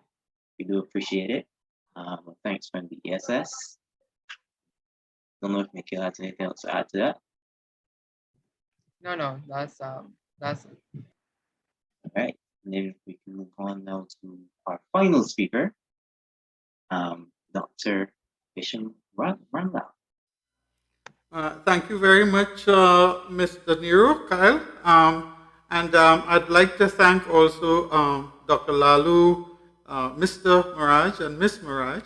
And I should add that they were all my students. So I'm very pleased to see the progress that they would have made. Just a little bit of background about myself. And I know I would have mentioned quite a bit of this to most of you, but I think to give a little context about my own background and where I came from before I got into land surveying, when it was called land surveying and evolved into geomatics. I went to high school in way down south Trinidad. I'm actually from Trinidad and Tobago, if you didn't guess that already.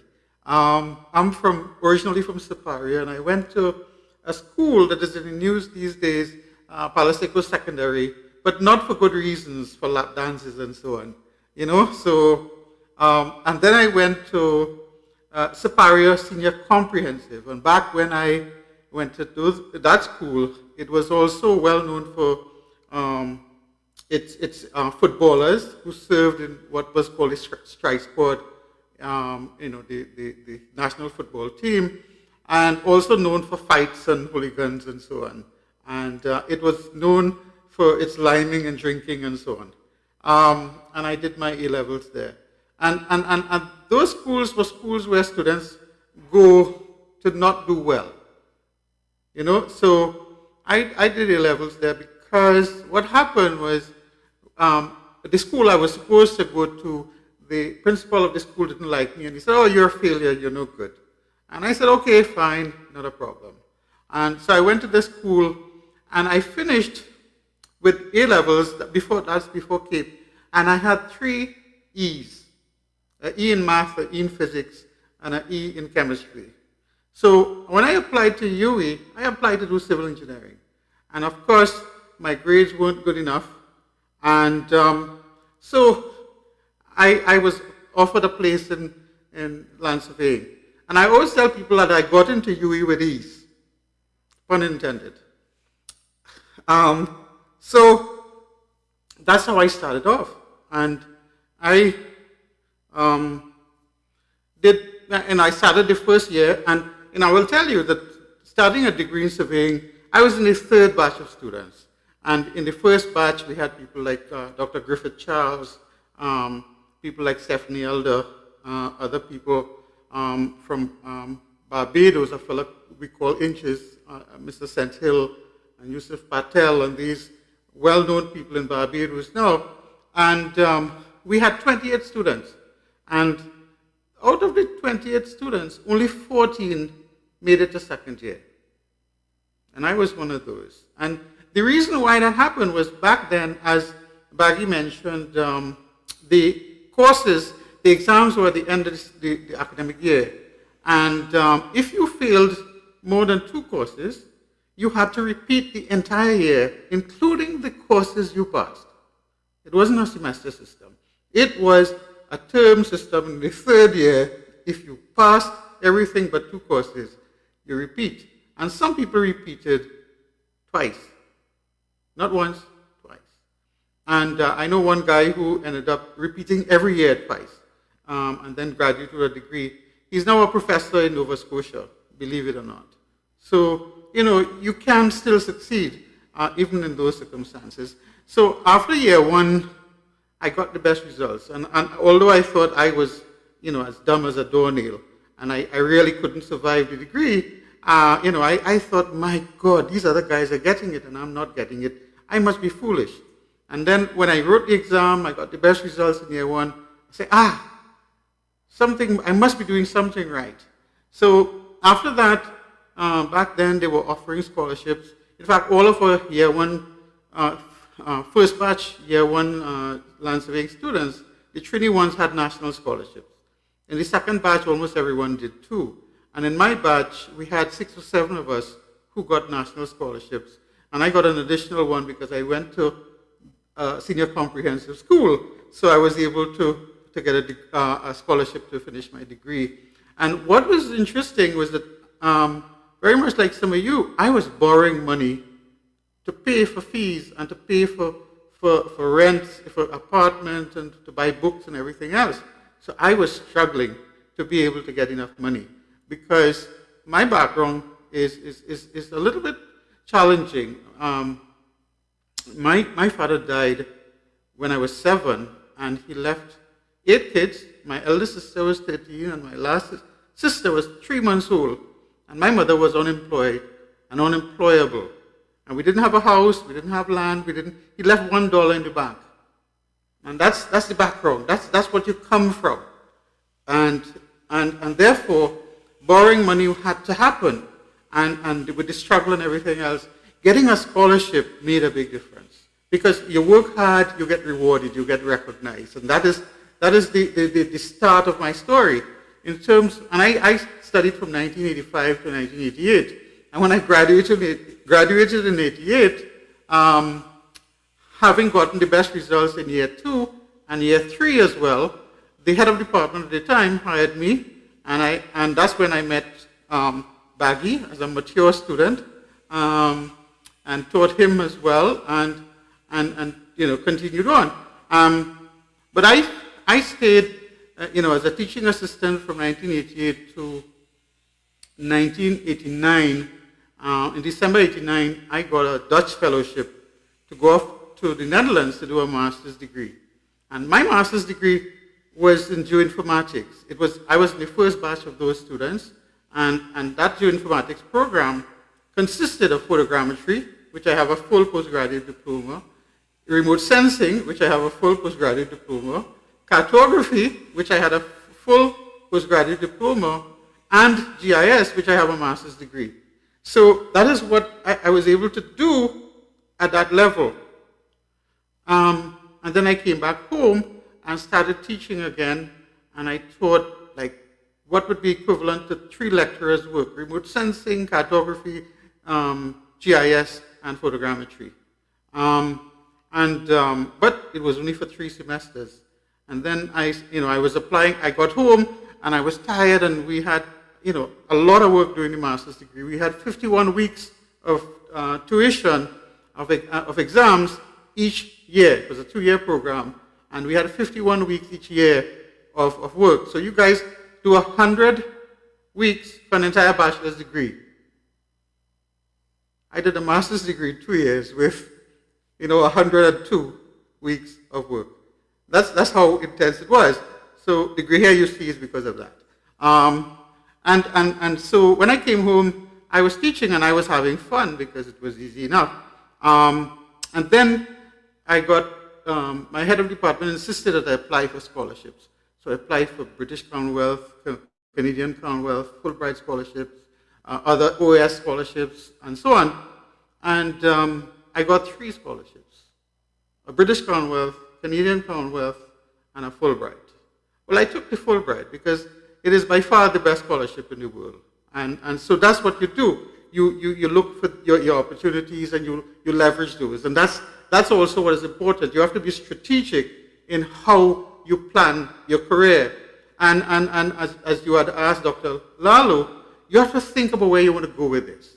What is interesting is, Sarah on the get-go decided that she was going to register as a graduate land surveyor.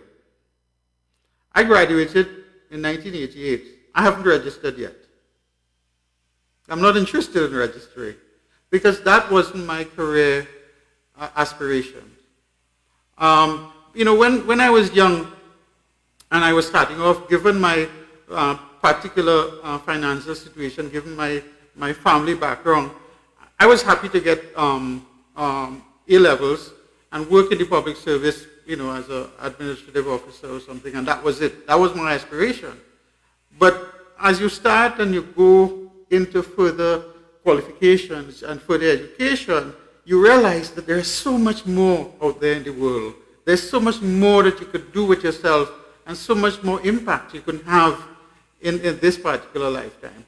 And keeping in mind that it's not only the destination, it's the journey that is life, that is important. So that you have to make every single day an interesting day and an inspiration to do better for yourself.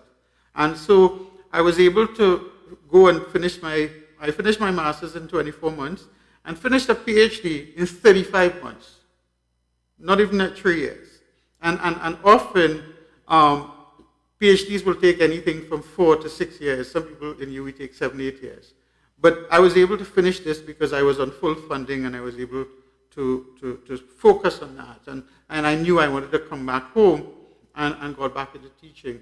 And I finished my PhD in 1996. One of the interesting things after doing PhD was I did a course in mediation and dispute resolution as well. And that has helped me dealing with people and trying to make sure that I could deal with student situations and to serve as a person who would listen. That's very important in any profession that you're in, even in your marriage, even if in your relationships. being able to listen is very important. And one of the things I've done over the years is I've had students come in and sit in my office and talk for an hour, because that's all they needed, someone to listen. Not someone to say anything or give them any advice, but someone to listen. So that's an important thing to remember. So I have been working at UE since 1988, October 24th, 1988, and I've served as a teaching assistant, as a lecturer, as a senior lecturer. I spent 6 years as a head of department, and Sarah could probably tell you more about my headship than I can. But it was hard work, it was fun, it was sometimes amazingly demanding, especially when you deal with colleagues who think they know everything more than you can, or more than you do, and trying to work with them and make sure they can deliver. But one of the things I can tell you, and Sarah is correct, that we have an amazing bunch of people who are willing to be there for you, and that's important. And when you go out in the real world, my advice would be, again, don't think about what the other person does or doesn't do. Think about what you do, what impact you will make in somebody else's lives. And that's important to think about as well.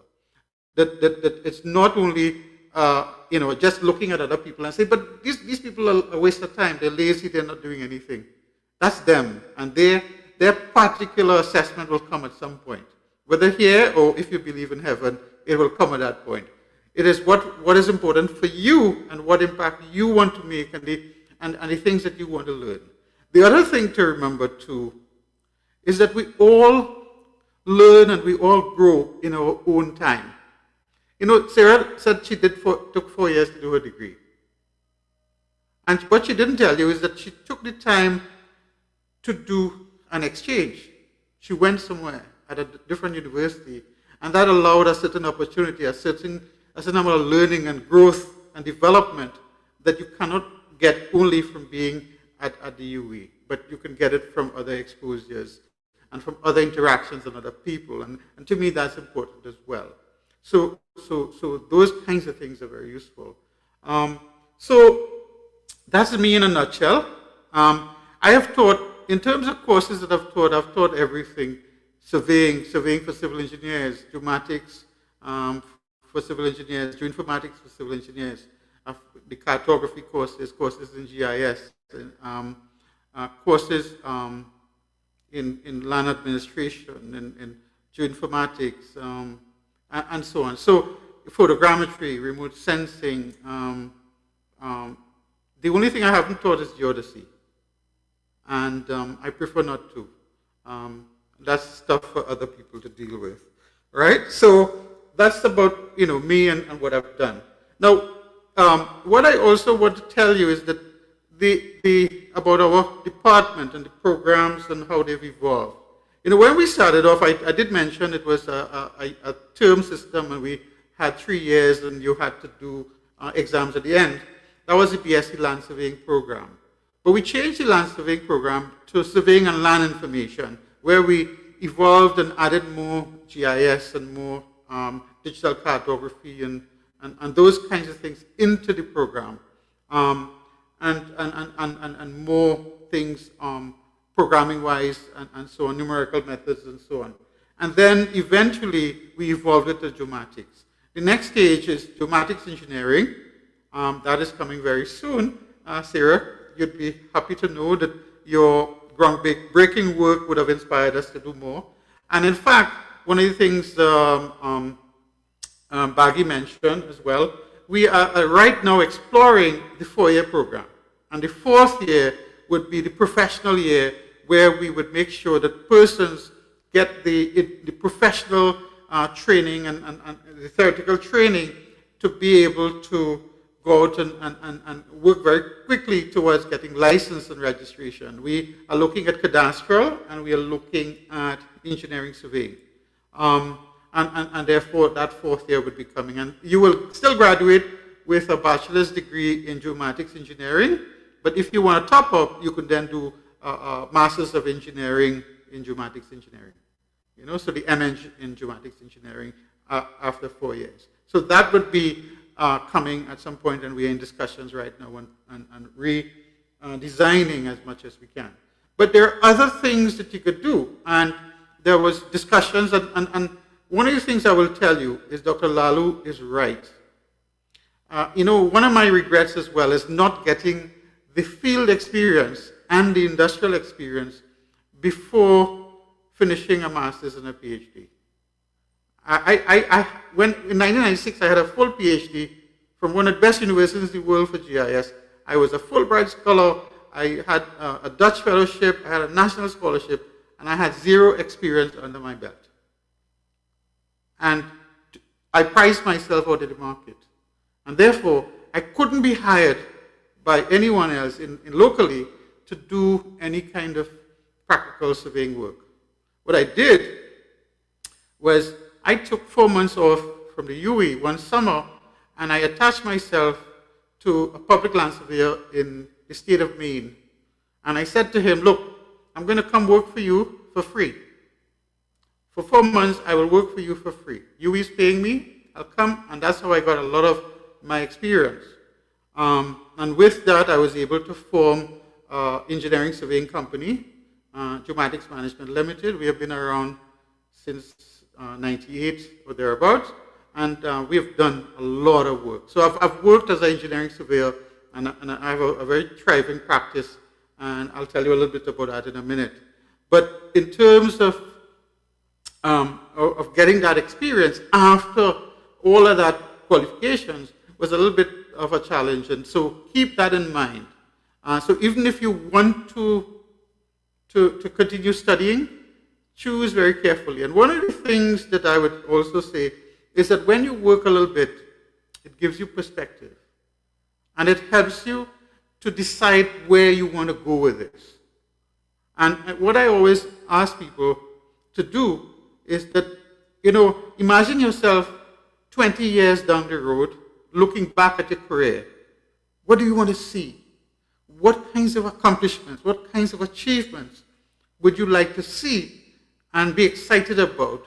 And then when you decide that, then plan where you want to go and make the things happen that will allow you to then be able to celebrate those accomplishments that you would like to see.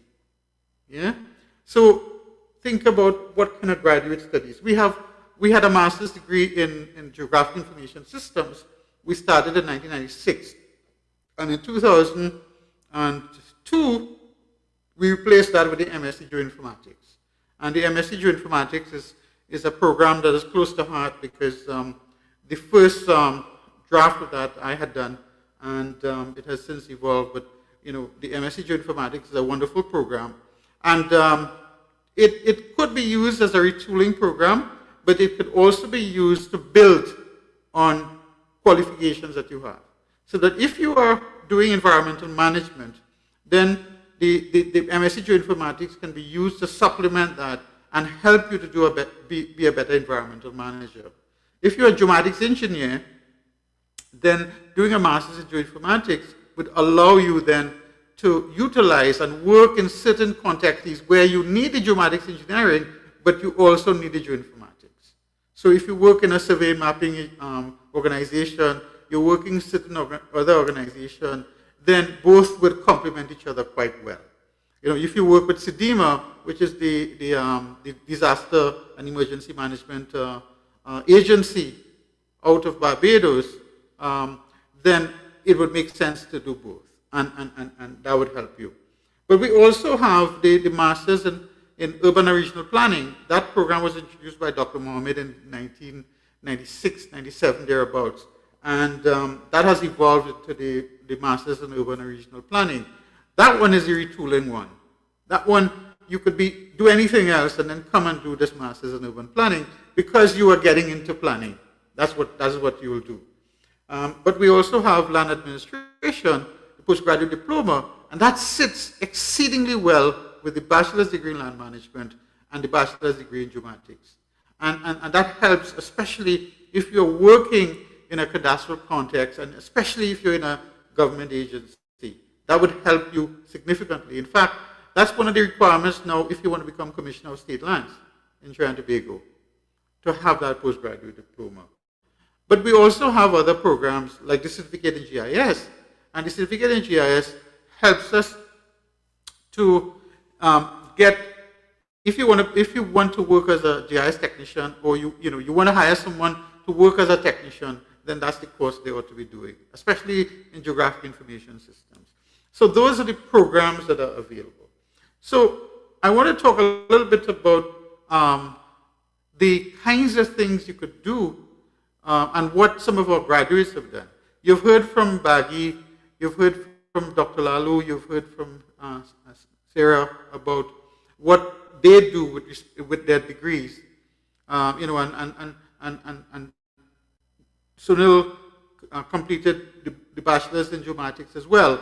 He did law, he did valuation surveying, he did a PhD in surveying and land information that focused on looking at land tenure issues and and family lands in Tobago, for example. So it was quite a bit of research, and he did other things as well. So he did quite a bit in terms of all kinds of qualifications that makes Dr. Lalloo who he is. And you would see that he is very knowledgeable in a broad subject area. So that in fact, I think he also did training in being a broadcaster. So he's very talented like that as well. So that's true, Sunil, right? So he will tell me in the chat. So these are the kinds of things you do.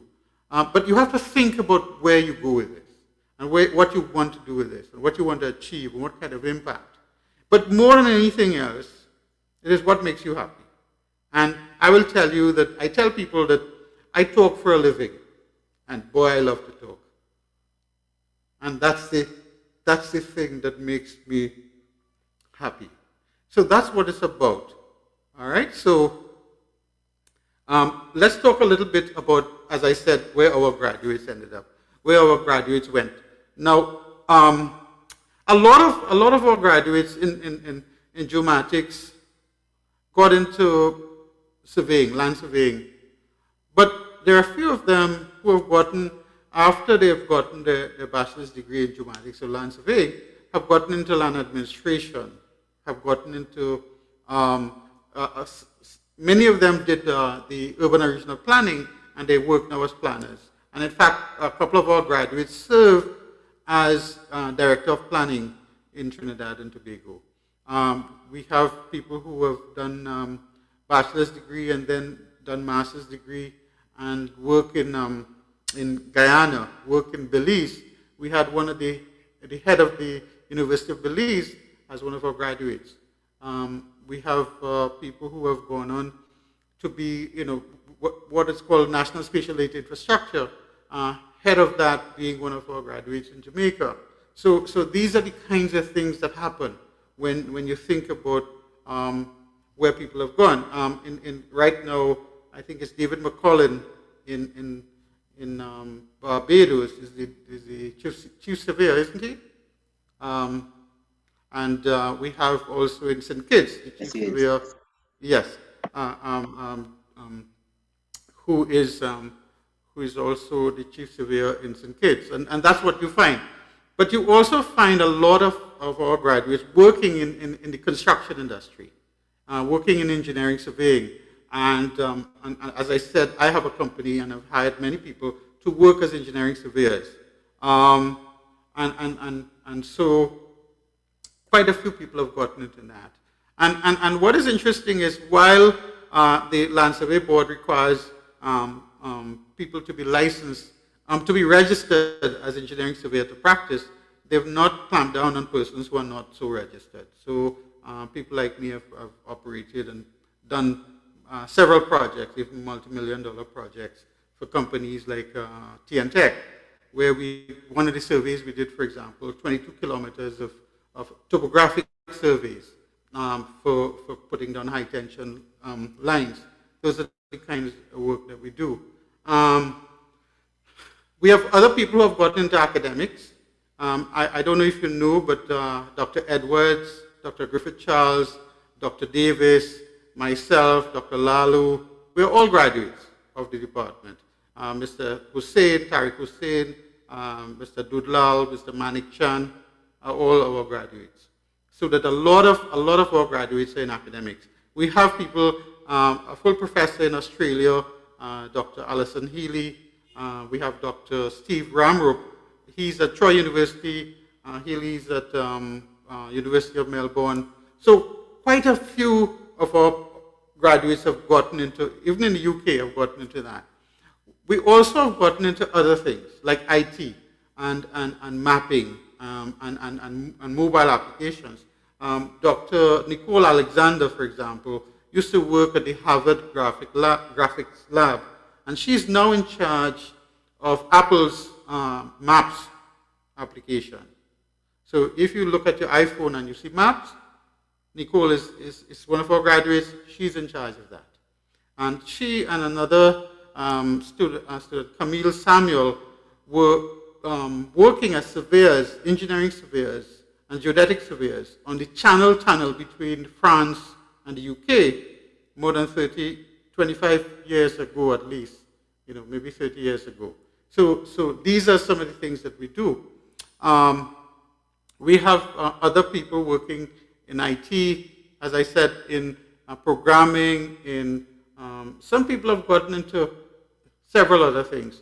One of my classmates actually got into, he's running a business, and he said his training at UWI allowed him to run his business properly. He's in air conditioning, and he has a construction company as well.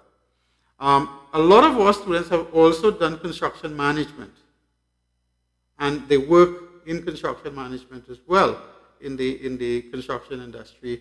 Some of them have gotten into project management.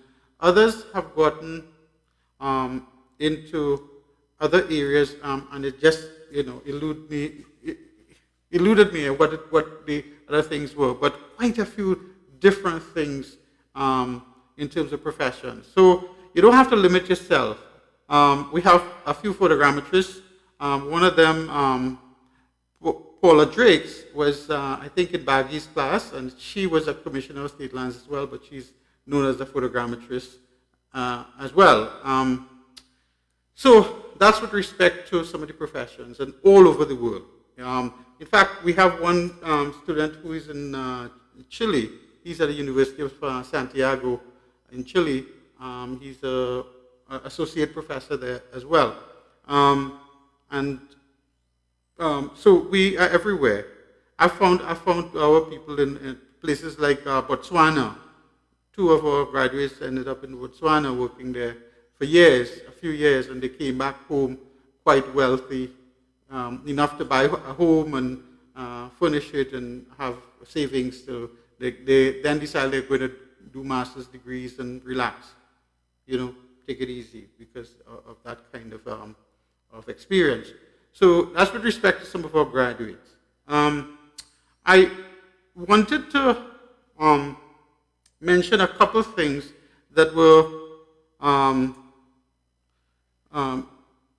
mentioned by some of the others. So for example, Sarah did say, and rightly so, that you don't get the experience when you finish your degree. You don't get experience. One of the things, I had a long argument. There was a land surveyor named Paul Williams. And Paul is one of the fathers of photogrammetry. He was a photogrammetrist. And in fact, he was a photogrammetrist who did the 1970 1 in 25,000 topographic series that was done for Trinidad and Tobago. And Paul used to do the professional practice course in the department for many years. And I remember sitting with him one day and arguing. And he's saying, boy, when these fellas come out from UWI, they're very fresh and they don't have any experience. And I said to him, it took a year of argument. And finally he said, he agreed with me that experience comes from experience. You can't teach experience. Experience comes from doing, from being part and parcel of an organization that allows you to practice and to get experience. When a doctor graduates with their bachelor's and their master's degree in medicine, they're not just let go in the ward. They have to go through an internship. And the internship is when they get the experience, not before. And they are not allowed to practice. A lawyer is called to the bar only after getting experience. They have to go and they have to practice at the moot court at the Hewering Law School, and they have to be under the tutelage of lawyers who are called to the bar. So that the thing is, you have to have some kind of person who will be your sponsor, who will supervise and make sure you get that kind of experience that is required. So don't feel with a bachelor's degree. I will share one experience with you. I graduated in 1988, and one of my first jobs when I graduated was with a guy who turned out now to be the director of Highways Division, a fellow named Navin Ramsingh. And Navin was working as a young civil engineer, and I got the job only because he knew my brother. They were classmates in high school. And he says, come work, the engineering surveyor is on leave, and come do this internship for 3 months. And I said, okay, fine, engineering surveying work. And I tell you, I got instruments and I got instructions and everything, and we were to leave San Fernando, which is South Trinidad, to go down to a place called Cedros. And if anyone knows, that is very far away, hour and a half from San Fernando, maybe more. And there I was, fresh out of UE, with 3 chain men, with amongst them 60 years of experience. And I had 0 days of experience, none whatsoever. So I knew I was in trouble. So I had to find a way to make sure that they didn't discover that I didn't know anything except theory. I had some hands-on, but the thing is, the one thing I can do, even back then, is to talk. And sometimes that is what you use. And the thing is, university trains you how to think, how to problem solve. And that is what you use. Yeah? So what I said to them, I said, look, I took my plan and I put it on the bonnet of the car. Some people call that the hood, the bonnet of the car. And I said to them, hey, listen, the way I am accustomed doing surveying may be different than the way you're accustomed doing surveying. So not to make you uncomfortable, tell me how you're accustomed doing the survey and we'll do it like that. And that is how I learned surveying. I learned surveying from 3 people who had years of experience. And they were chain men, but what I always remembered, one of them saying, my grandmother says it too, what I have in my head, they have in their toes. They've done that. And therefore, with a little humility, with a little bit of intellect, you can actually gain quite a lot. And Sarah will tell you this, that the chain men are the ones often who would make suggestions. You have to be willing to listen. You have to be willing to learn. You have to be willing to grow. And you can learn from anybody. And I will tell you that some of my best friends are older people who are in their 70s and 80s who have no formal education, but who have lived. And therefore, that's the kind of thing that you, as young professionals who are going to become, soon graduates of land management and geomatics, you're the ones who have to go out there and practice. But how do you learn? How do you grow? How do you become the best you could be? You have to be willing to learn and to grow. And you have to be humble. Because a degree is a qualification.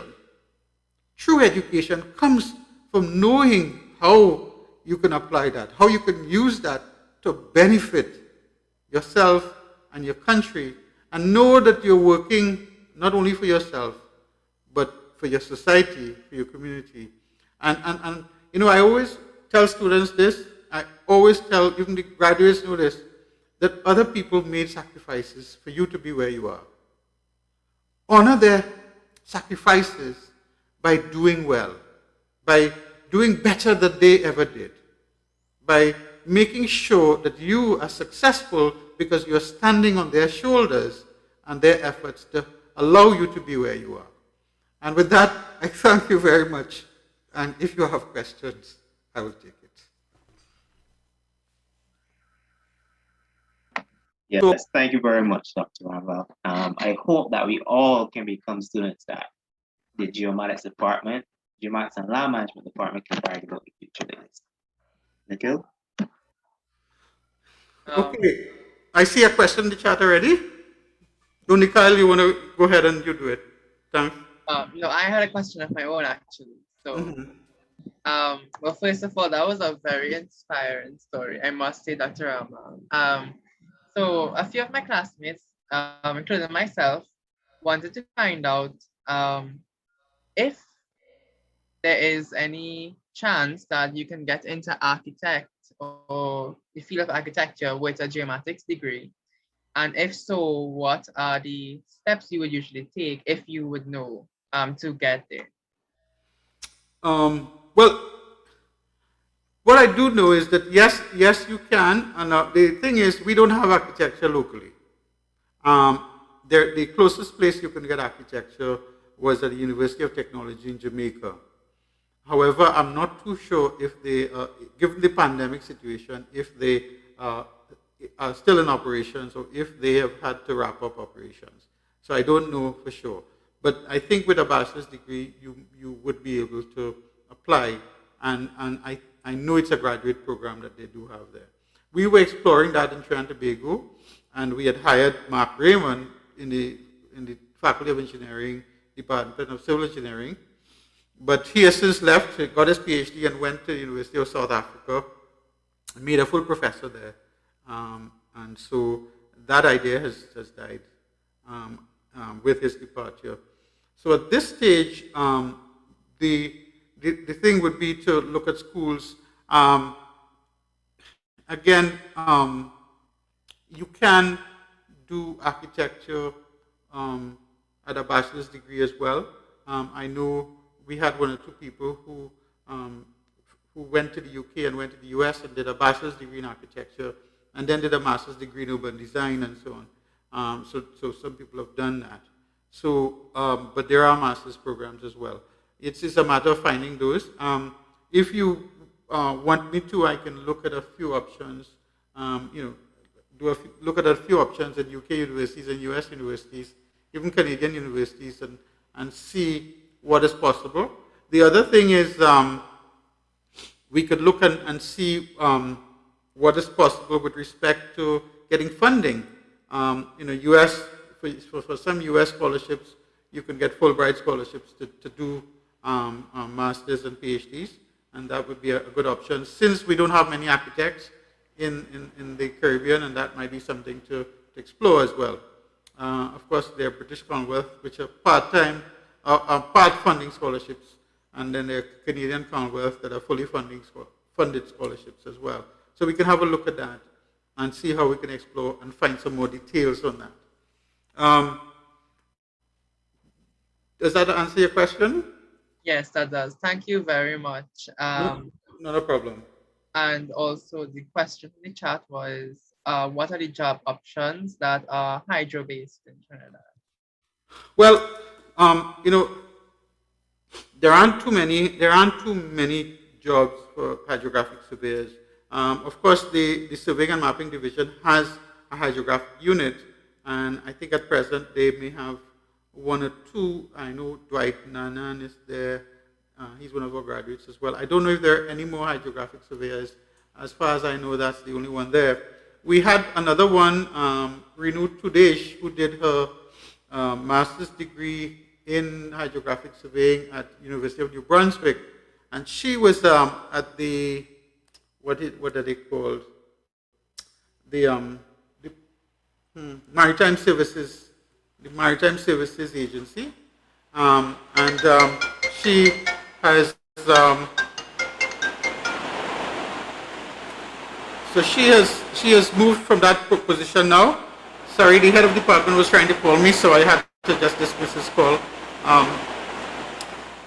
The other place, there are companies like Coastal Dynamics and that hire some people with hydrographic specializations.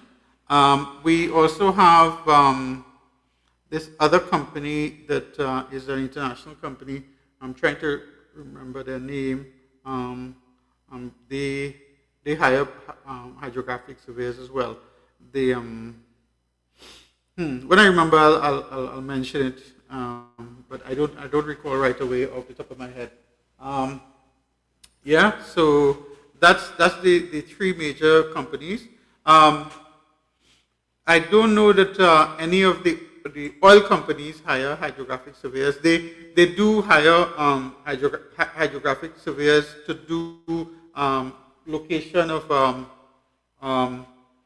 their platforms, but they normally would hire a hydrographic surveyor in private practice. We used to have a company called Kane and Associates. Fugro, I think, is the company that I was referring to. Thank you, Nico. Yes, Fugro. And Fugro will do quite a bit of work in terms of in the energy sector. Other than that, I don't know anyone else locally who would hire hydrographic surveyors.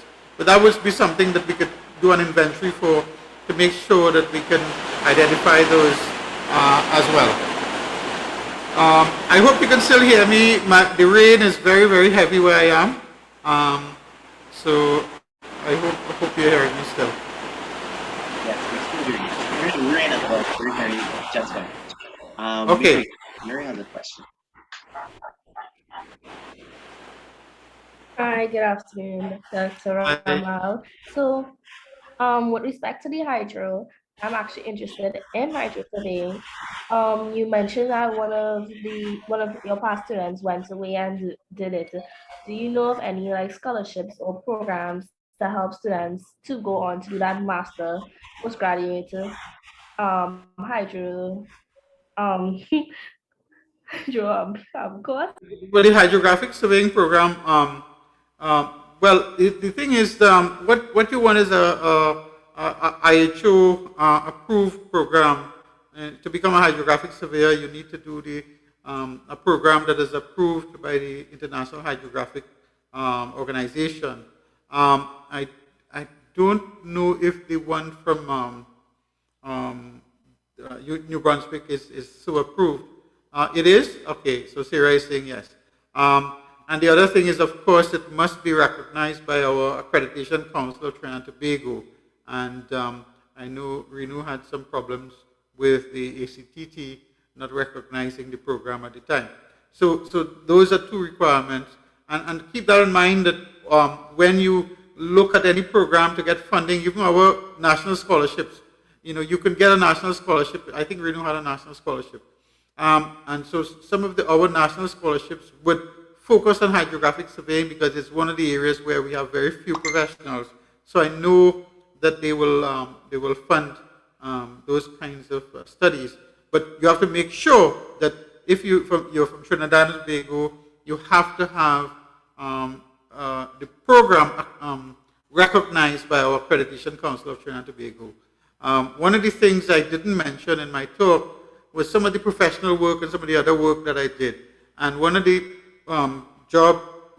the position I held was a member of the board of directors of the Accreditation Council for 4 years. So I'm familiar with the ACTT and their operations. So if you do have questions about those kinds of things, I'm happy to answer those as well at some other point. I mean, you could always send me an email, and you definitely don't have to ask me for my email address. You all have it, right? I hope so. I know there are some. Yes.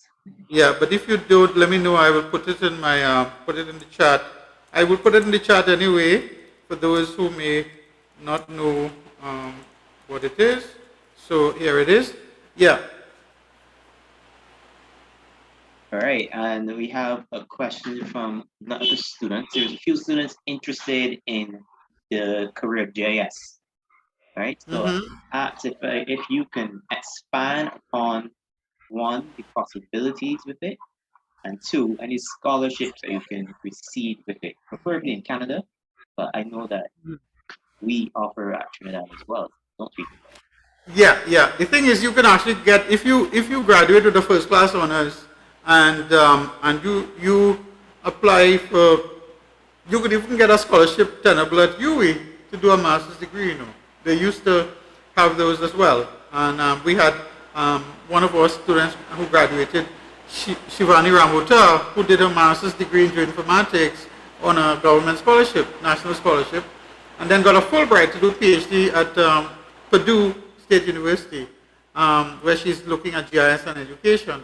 So that's possible, but you could also get scholarships, to Fulbright scholarships, for example.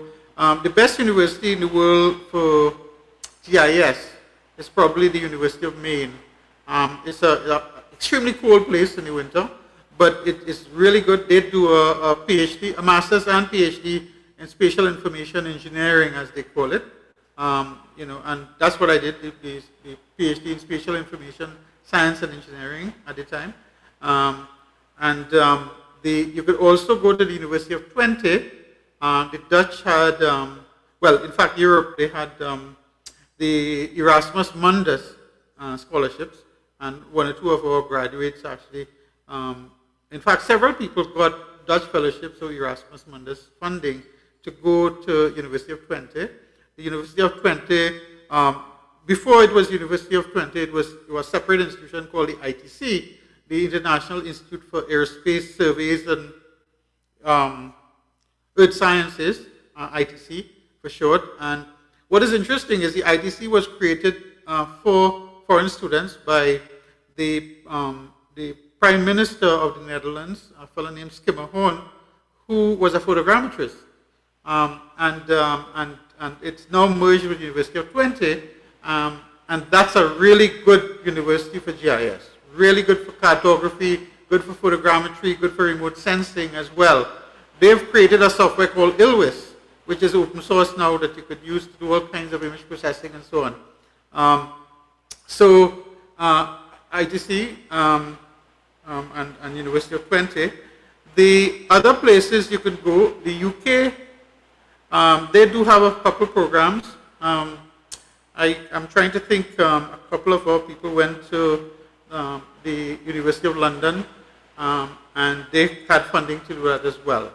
Some universities, by the way, some universities would fund your studies, especially if you're doing PhD, will fund your studies in for you while you're there, especially if you're doing research that would be along the lines of one of the professors who would take you on as a research assistant, and you would study and work with him or her. So that is possible as well.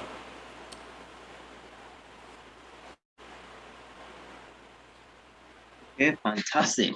The world of GIS is really and truly, it's amazing, and it reaches very far. The possibilities of. I do want to add a couple of things with respect to the world of GIS. You know, the world of GIS is grown to the point where, in fact, today I was supposed to join the UNGTIM, the United Nations Global Information Management Committee of Experts.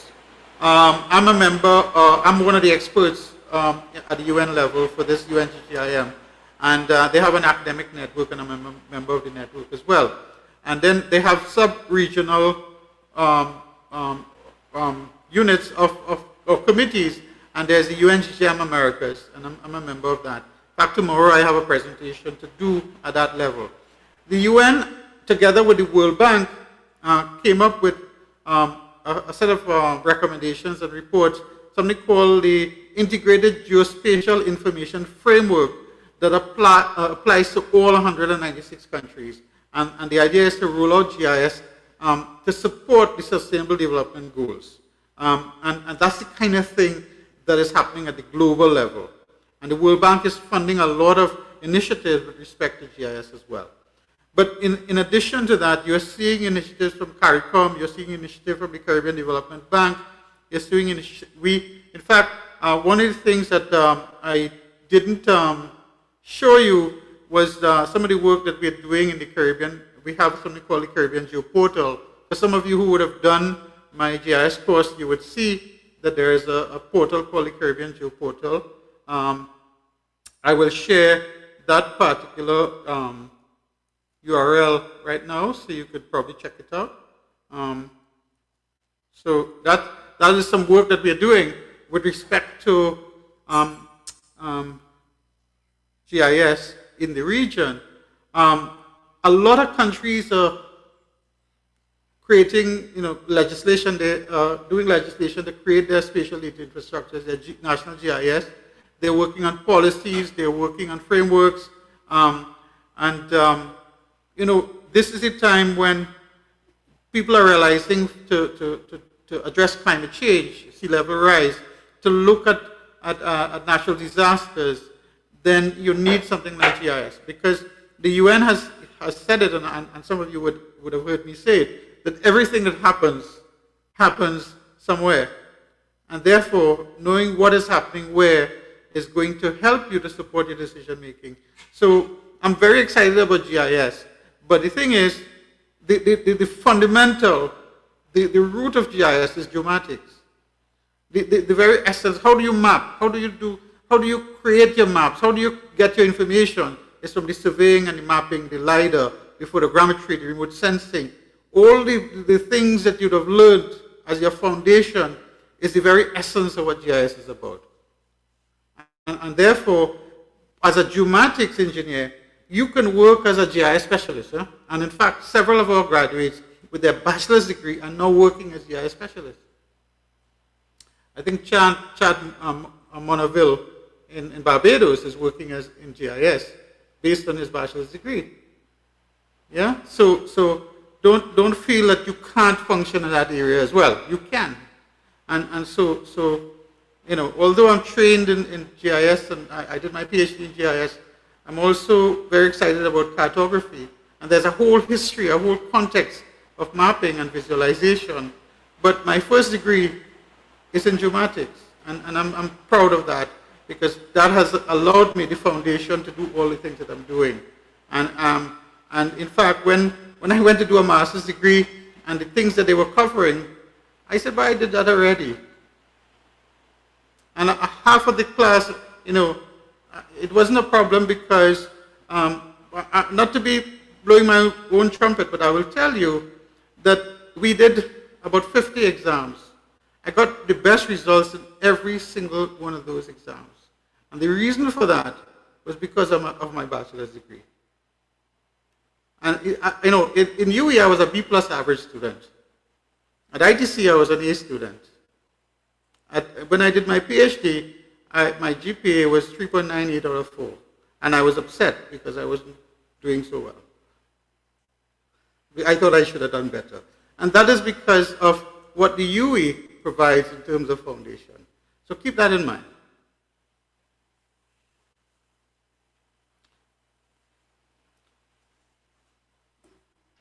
All right, very fantastic. Do we have any more questions for Dr. Ramlal?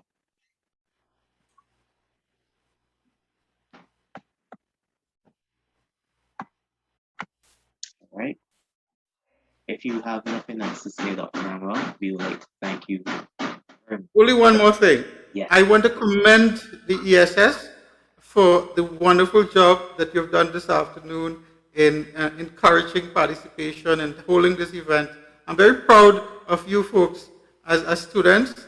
I'm very happy that you have taken this initiative to allow us to give you our 2 cents worth of perspective, and I'm very pleased to be part of it. So thank you very much. Yes, thank you as well. Without you and our other 2 speakers, this would not be possible. And it is an initiative that we're trying to push across the entire Faculty of Engineering, so that we can get all of our students. Yes, so right now we have actually another Media Experts event happening and it's later today for the Civil Department. So it was an initiative to try, as you just said, Dr. Ramlal, for experts in the field, lecturers, recent graduates, to share their little insight on their experiences of what they've had so far. And as you mentioned, the ESS, I would just before we close, ask if our president, Chelsea Best, would want to say anything before we wrap up this evening. If she's still here with us.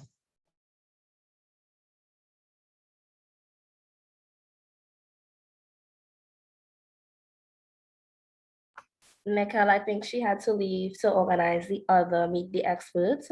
But as Nikhil touched on, this initiative basically came about because we realized a lot of students, when they go out into the world of work, they don't realize what they're actually getting into. They don't, like Sarah, sorry if I mispronounce your name, she said that how UE is only so much, it only teaches you, it only gives you such a little bit of time to actually practice, and it feeds you a lot of theory. And when you go out into the world of work, you don't actually know how to apply it sometimes.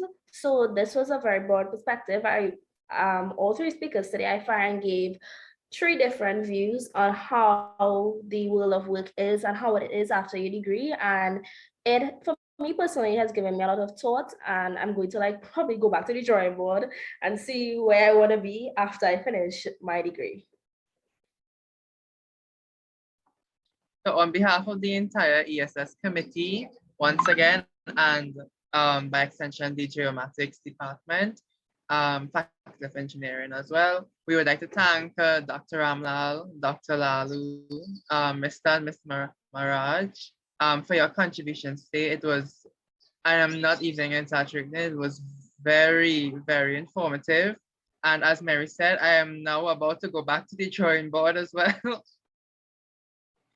And taking the considerations that you all would have shared with us when planning my future now. So once again, thank you all. You're welcome. Take care. You're most Bye, guys. Take care. Bye, everyone. Goodbye. Bye.